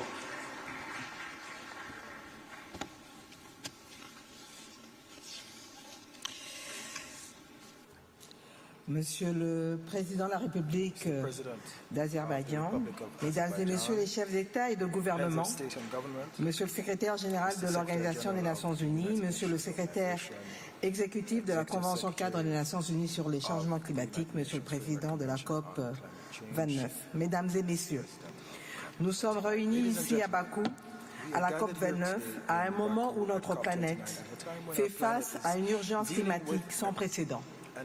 Nous constatons tous que le changement climatique s'accélère, compromettant nos projections et notre capacité d'adaptation. La clé réside dans l'action collective qui doit être ambitieuse et reposer sur les principes de justice, d'équité et de solidarité. Mon pays, la République démocratique du Congo, premier poumon du monde, a le profil de pays solution. En effet, avec ses vastes étendues de forêts qui régulent le climat mondial, sa riche biodiversité, ses réserves en eau douce, ses gigantesques zones de tourbières, ses immenses terres arables, sans oublier ses nombreux minerais critiques incontournables pour le développement des technologies de pointe à l'ère de la transition énergétique, la République démocratique du Congo est véritablement au cœur des enjeux climatiques. Cependant, elle reste extrêmement vulnérable aux effets néfastes du changement climatique.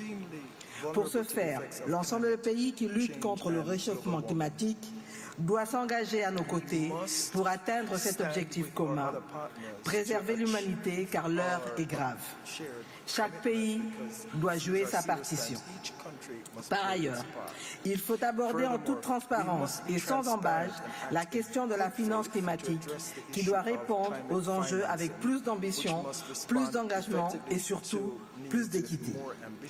Face à la crise climatique, notre gouvernement a élaboré un plan national d'adaptation qui doit bénéficier des financements importants afin de répondre à nos besoins.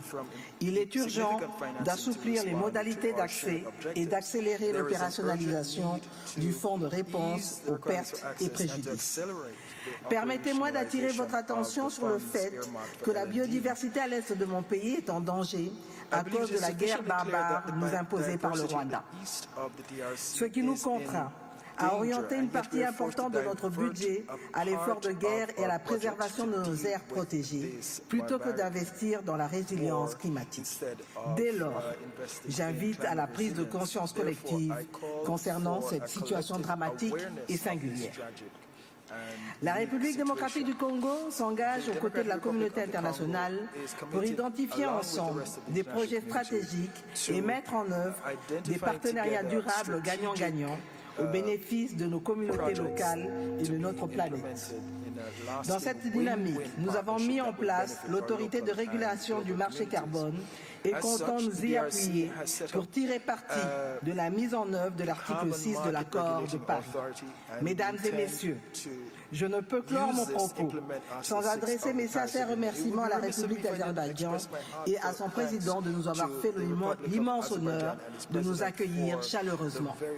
Je souhaite également réitérer mon appel à la mobilisation de toutes les parties prenantes afin d'atteindre les engagements que nous avons pris lors de la conférence de Paris en 2015.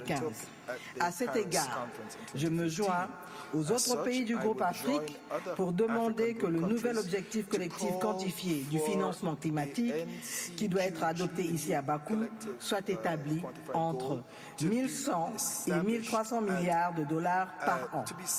Je reste profondément convaincu qu'avec la mobilisation de tous, animés d'une volonté commune de préserver notre planète, ces assises permettront d'atteindre nos objectifs partagés. L'année prochaine à Belém, nous devons pouvoir annoncer des avancées significatives et des réalisations concrètes dans le cadre des engagements environnementaux auxquels nous avons librement souscrit. Je vous remercie. Thank you, Your Excellency. We will now suspend the statements for 15 minutes. Kindly keep your seats. We will resume shortly. Thank you.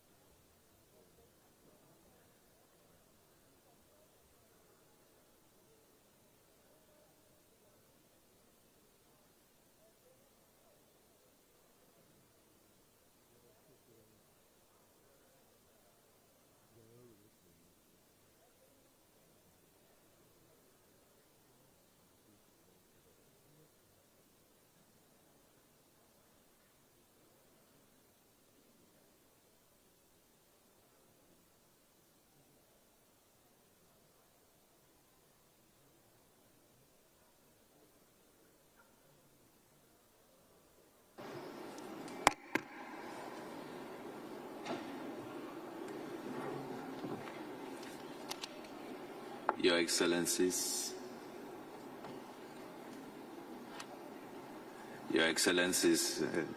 dear colleagues, we will now hear the special messages.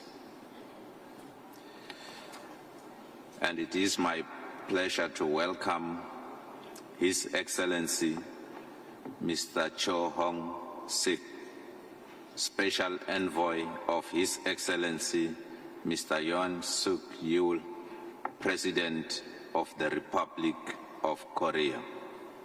Your Excellency, you have the floor.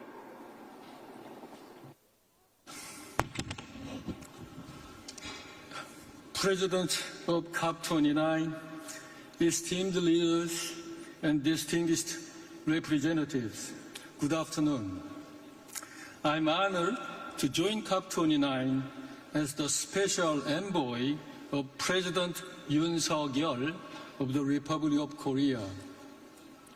At last year's COP28 in Dubai, we reaffirmed our commitment to achieving carbon neutrality by 2050, aiming to meet the 1.5 degrees Celsius target. We took crucial steps with the UAE consensus, pledging to triple renewable energy capacity and accelerate low-carbon technologies like nuclear power and hydrogen.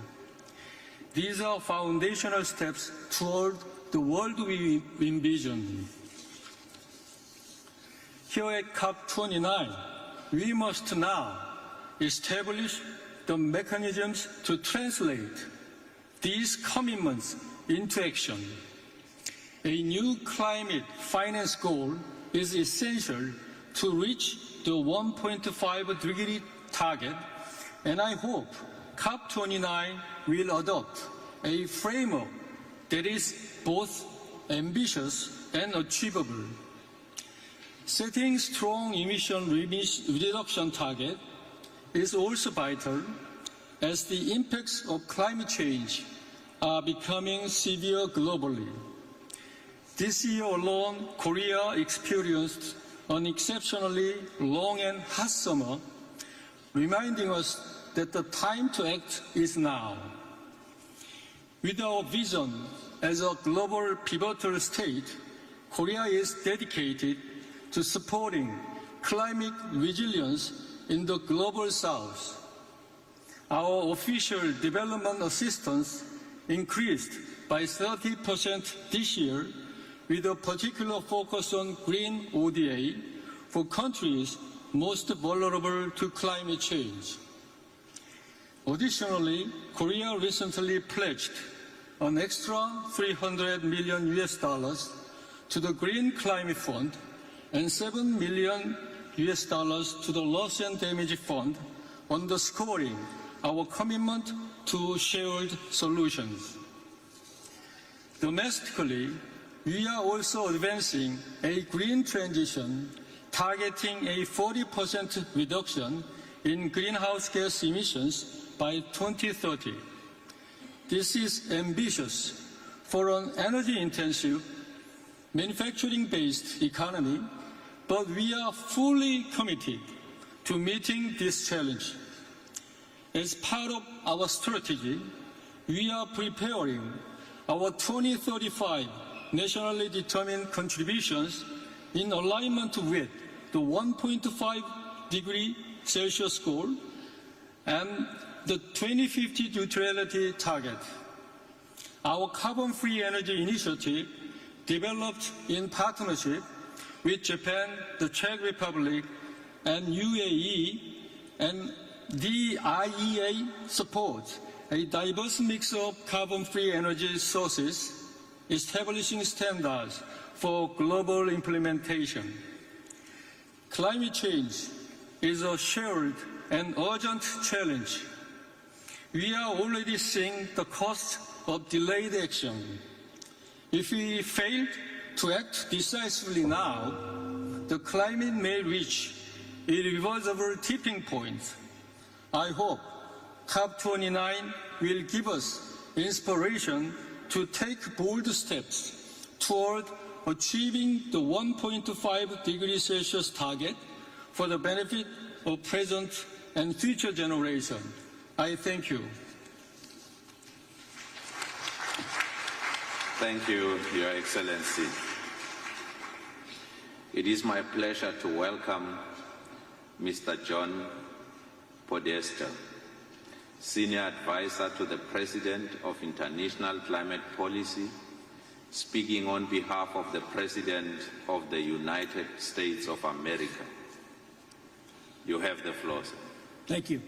Colleagues, on behalf of President Biden, the United States is here at COP29 to help produce successful outcomes that keep 1.5 degrees C alive. We face an urgent question. Do we secure sustainable prosperity for our countries, or do we condemn our most vulnerable to unimaginable climate disasters? 2024 will be the hottest year on record. The consequences of a rapidly warming planet are all around us. From the hundreds of people killed by Hurricanes Helene and Milton in the United States, to the millions of children at risk of starvation in southern Africa from the worst drought in decades, to the torrential rain that stranded students in schools and displaced nearly 100,000 people in Colombia. Vulnerable communities do not just need ambition, they need action. That's why President Biden and Vice President Harris have marshaled unprecedented climate resources over the past 4 years. Because of historic private sector investments made by the end of 2024. To accelerate our progress here at COP29, we need to first conclude key negotiated outcomes. This includes building on last year's global stocktake, concluding work on Article 6, and adopting a robust NCQG that addresses climate insecurity while building strong, sustainable economies. It should be multi-layered with an ambitious, realistically achievable support layer involving new contributors. underpinned by a set of qualitative elements that evolve the international financial architecture, enhance access to finance for developing countries, and improve debt sustainability. Second, countries, particularly major economies, need to keep their Dubai commitment and submit 2035 NDCs that are economy-wide, 1.5 aligned, and include all greenhouse gases. Third, we encourage countries to submit their first biennial transparency reports by December 31st. The United States will meet that commitment. And fourth, promote the action agenda in key initiatives outside the Paris Agreement. Colleagues, we have a clear choice between a safer, cleaner, fairer future and a dirtier, more dangerous, and more expensive one. We know what to do. Let's get to work. Let's get it done. Thank you.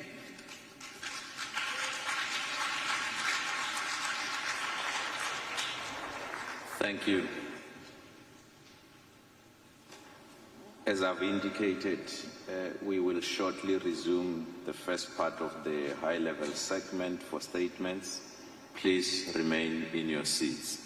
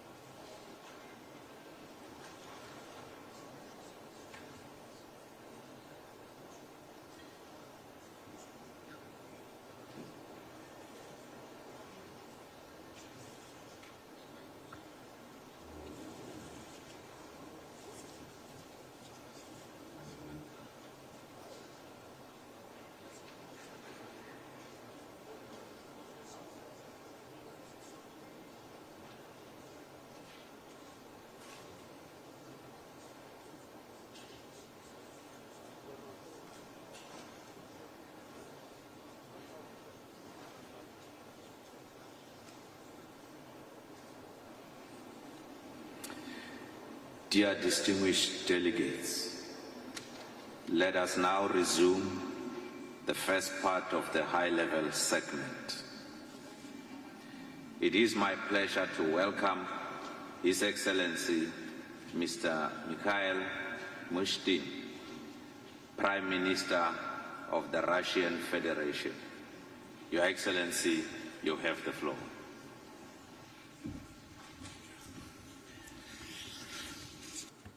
Уважаемый господин председатель, дамы и господа, приветствую всех участников конференции. Под руководством президента России Владимира Путина Россия активно участвует в мерах, которые принимает международное сообщество для противостояния глобальным изменениям климата, чтобы обеспечить благополучие будущих поколений. Нам удалось сократить выбросы парниковых газов более чем в 2 раза от уровня 90-го года. К 2060-му планируем выйти на углеродную нейтральность, упор делаем на повышение энергетической эффективности, на развитие электротранспорта, внедрение современных решений в сельское и лесное хозяйство. В России уже 85% энергобаланса приходится на чистую низкоэмиссионную генерацию, но это в первую очередь газовая, атомная энергетика из возобновляемых источников. Наращиваем собственные технологии производственные. Мощь не превышает 1 миллиард тонн эквивалента углекислого газа в год. Президент России Владимир Путин подчеркивал, что наша страна выступает за объединение усилий в борьбе с изменениями климата. Здесь я бы выделил 4 приоритета. Прежде всего, это согласование новой коллективной цели в области климатического финансирования в интересах развивающихся государств. Надо сделать их поддержку реальной и отвечающие условиям, в которых они находятся. Причем средства должны направляться и на декарбонизацию отраслей с высоким показателем выбросов. Далее важно, чтобы переход к низкоэмиссионной энергетике шел без ущерба для развития стран с низким уровнем доходов. Нельзя использовать проблему глобального потепления как предлог для дискриминации, недобросовестной конкуренции и введения искусственных ограничений. Также необходимо внедрять практические механизмы реализации международных договоренностей, необходимо создание единой системы оценки качества климатических проектов. Ну и, конечно, нужно наладить кооперацию научных сообществ. Национальные исследования способны пополнить и уточнить данные об изменениях климата в мировом масштабе для принятия эффективных решений по декарбонизации и адаптации. Уважаемые коллеги, Россия остается приверженной целям низкоуглеродного развития. Мы совершенствуем наше законодательство, оказываем добровольное содействие уязвимым странам на климатическом направлении и готовы продолжить такую работу в тесном диалоге со всеми заинтересованными государствами. Спасибо за внимание.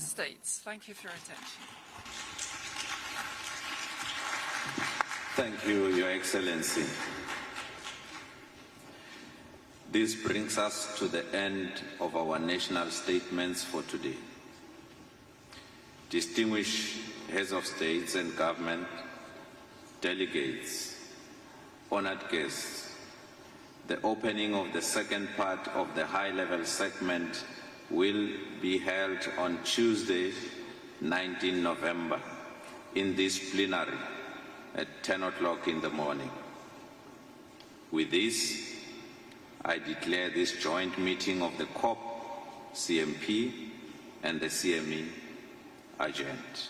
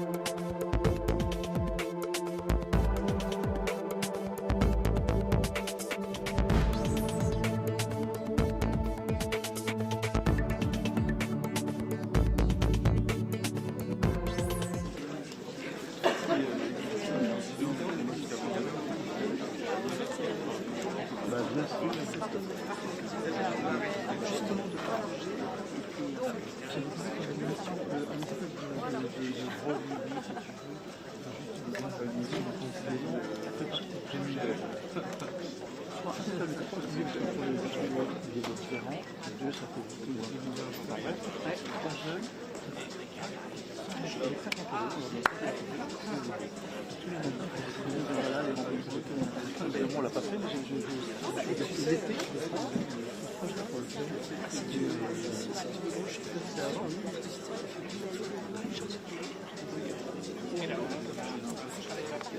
ou à pied, je suis sûr que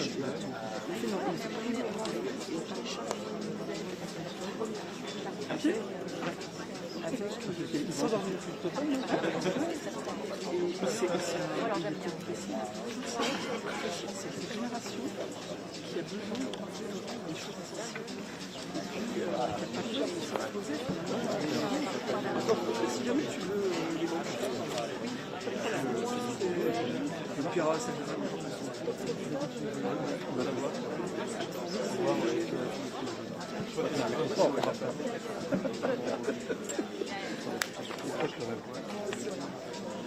Oui Thierry.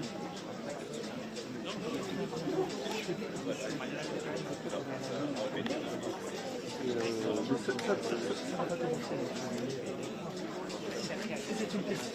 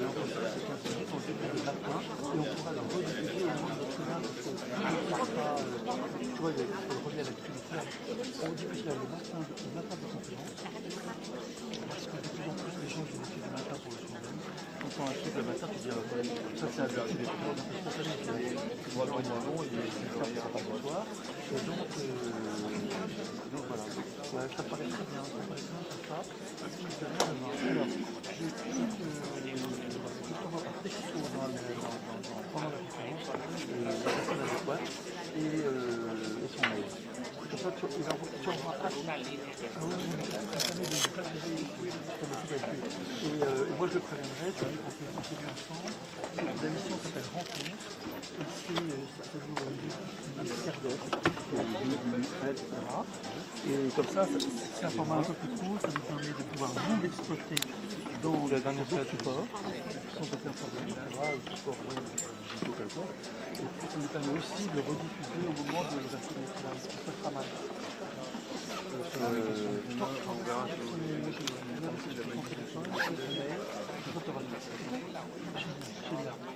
Et j'espère que je peux gagner. Tu travailles tout pour la population. Ouais.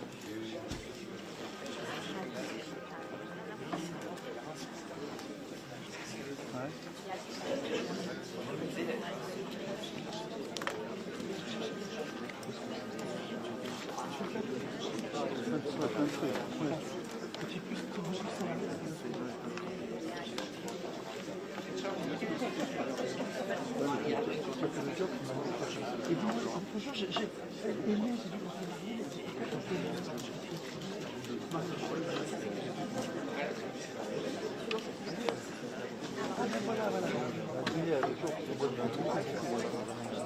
alors, voilà.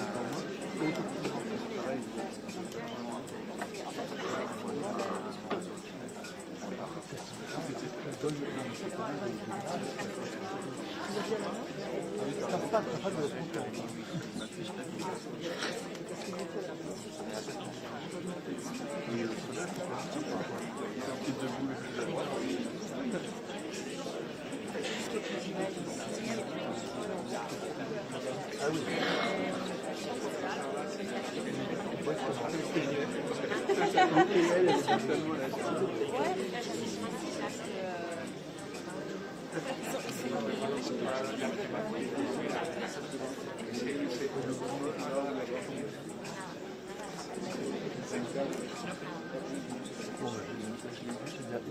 Il y a eu des groupes pour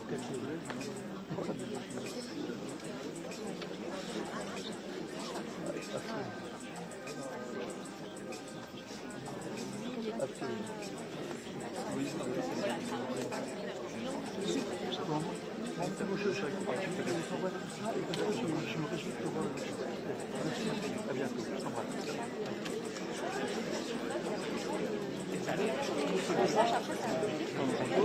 Vous avez perdu quoi? Un téléphone. Tu nous appelles? Non, non, non, parce que je suis en train de tomber. Vous étiez là au milieu. Apparemment ici. Non, non, non, vous étiez là au milieu. Vous étiez assis là.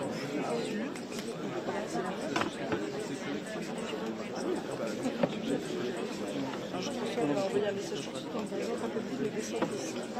Tu vois? Hors piste. Tiens, voilà. Ah, merci. Bravo. Hors piste.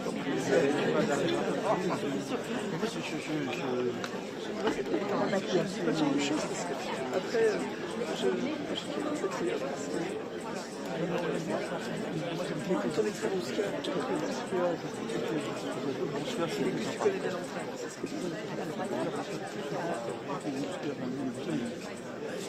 Ben non mais tu attends un peu les uns, un peu moins non.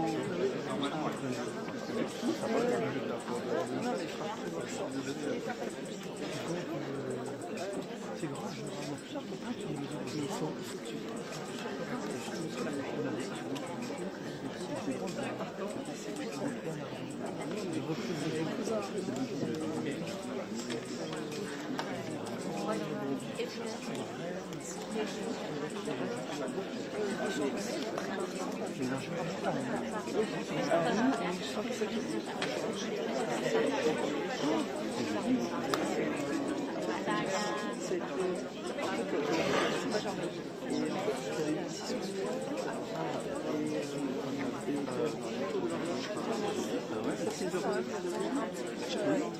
On appelle ça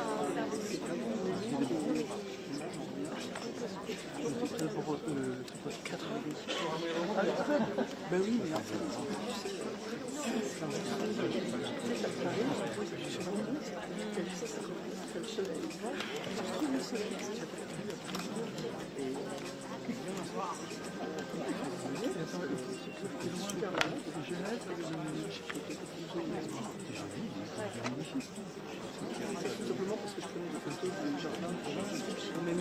À l'église, il a l'air jeune, oui.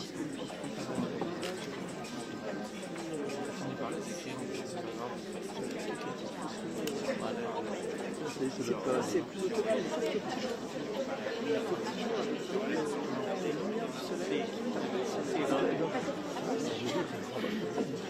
C'est quoi, c'est une maison qui a été achetée par des amis? En fait, c'est une branche collatérale.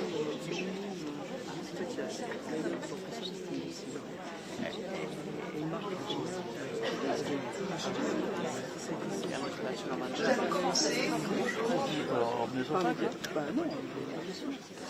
Bonjour, merci beaucoup. Je suis Véronique Resset et je suis la directrice de la communication de la cathédrale Notre-Dame de Paris. Merci beaucoup d'avoir répondu aussi nombreux à l'invitation de Monseigneur Olivier, archevêque de Paris, et de Monseigneur Olivier Rivadeneira, recteur de la cathédrale. Nous allons vous présenter les cérémonies de réouverture et la vie à la cathédrale après ces temps forts. Je suis ravie aussi d'accueillir Philippe Jost, qui est le président de l'établissement public de reconstruction de Notre-Dame, et de France Télévisions, qui nous accompagne, Michel Fil, qui est le directeur de culture et émissions religieuses, et Gilles Monchy, qui est le directeur de la production de France Télévisions. Quelques détails pratiques. Merci bien évidemment de mettre vos portables sur silencieux. Un Q&A sera global à la fin des différentes interventions. Nous vous enverrons un dossier de presse qui reprendra toutes ces informations et un petit peu plus en milieu d'après-midi aujourd'hui. Et puis, information très importante, tout ce que nous allons vous dire est sous embargo jusqu'à la fin de la conférence, Q&A inclus. Donc je répète, sous embargo, et ça comprend bien évidemment web et réseaux sociaux. Donc merci de le respecter, et sans plus attendre, je passe la parole à Monseigneur Olivier.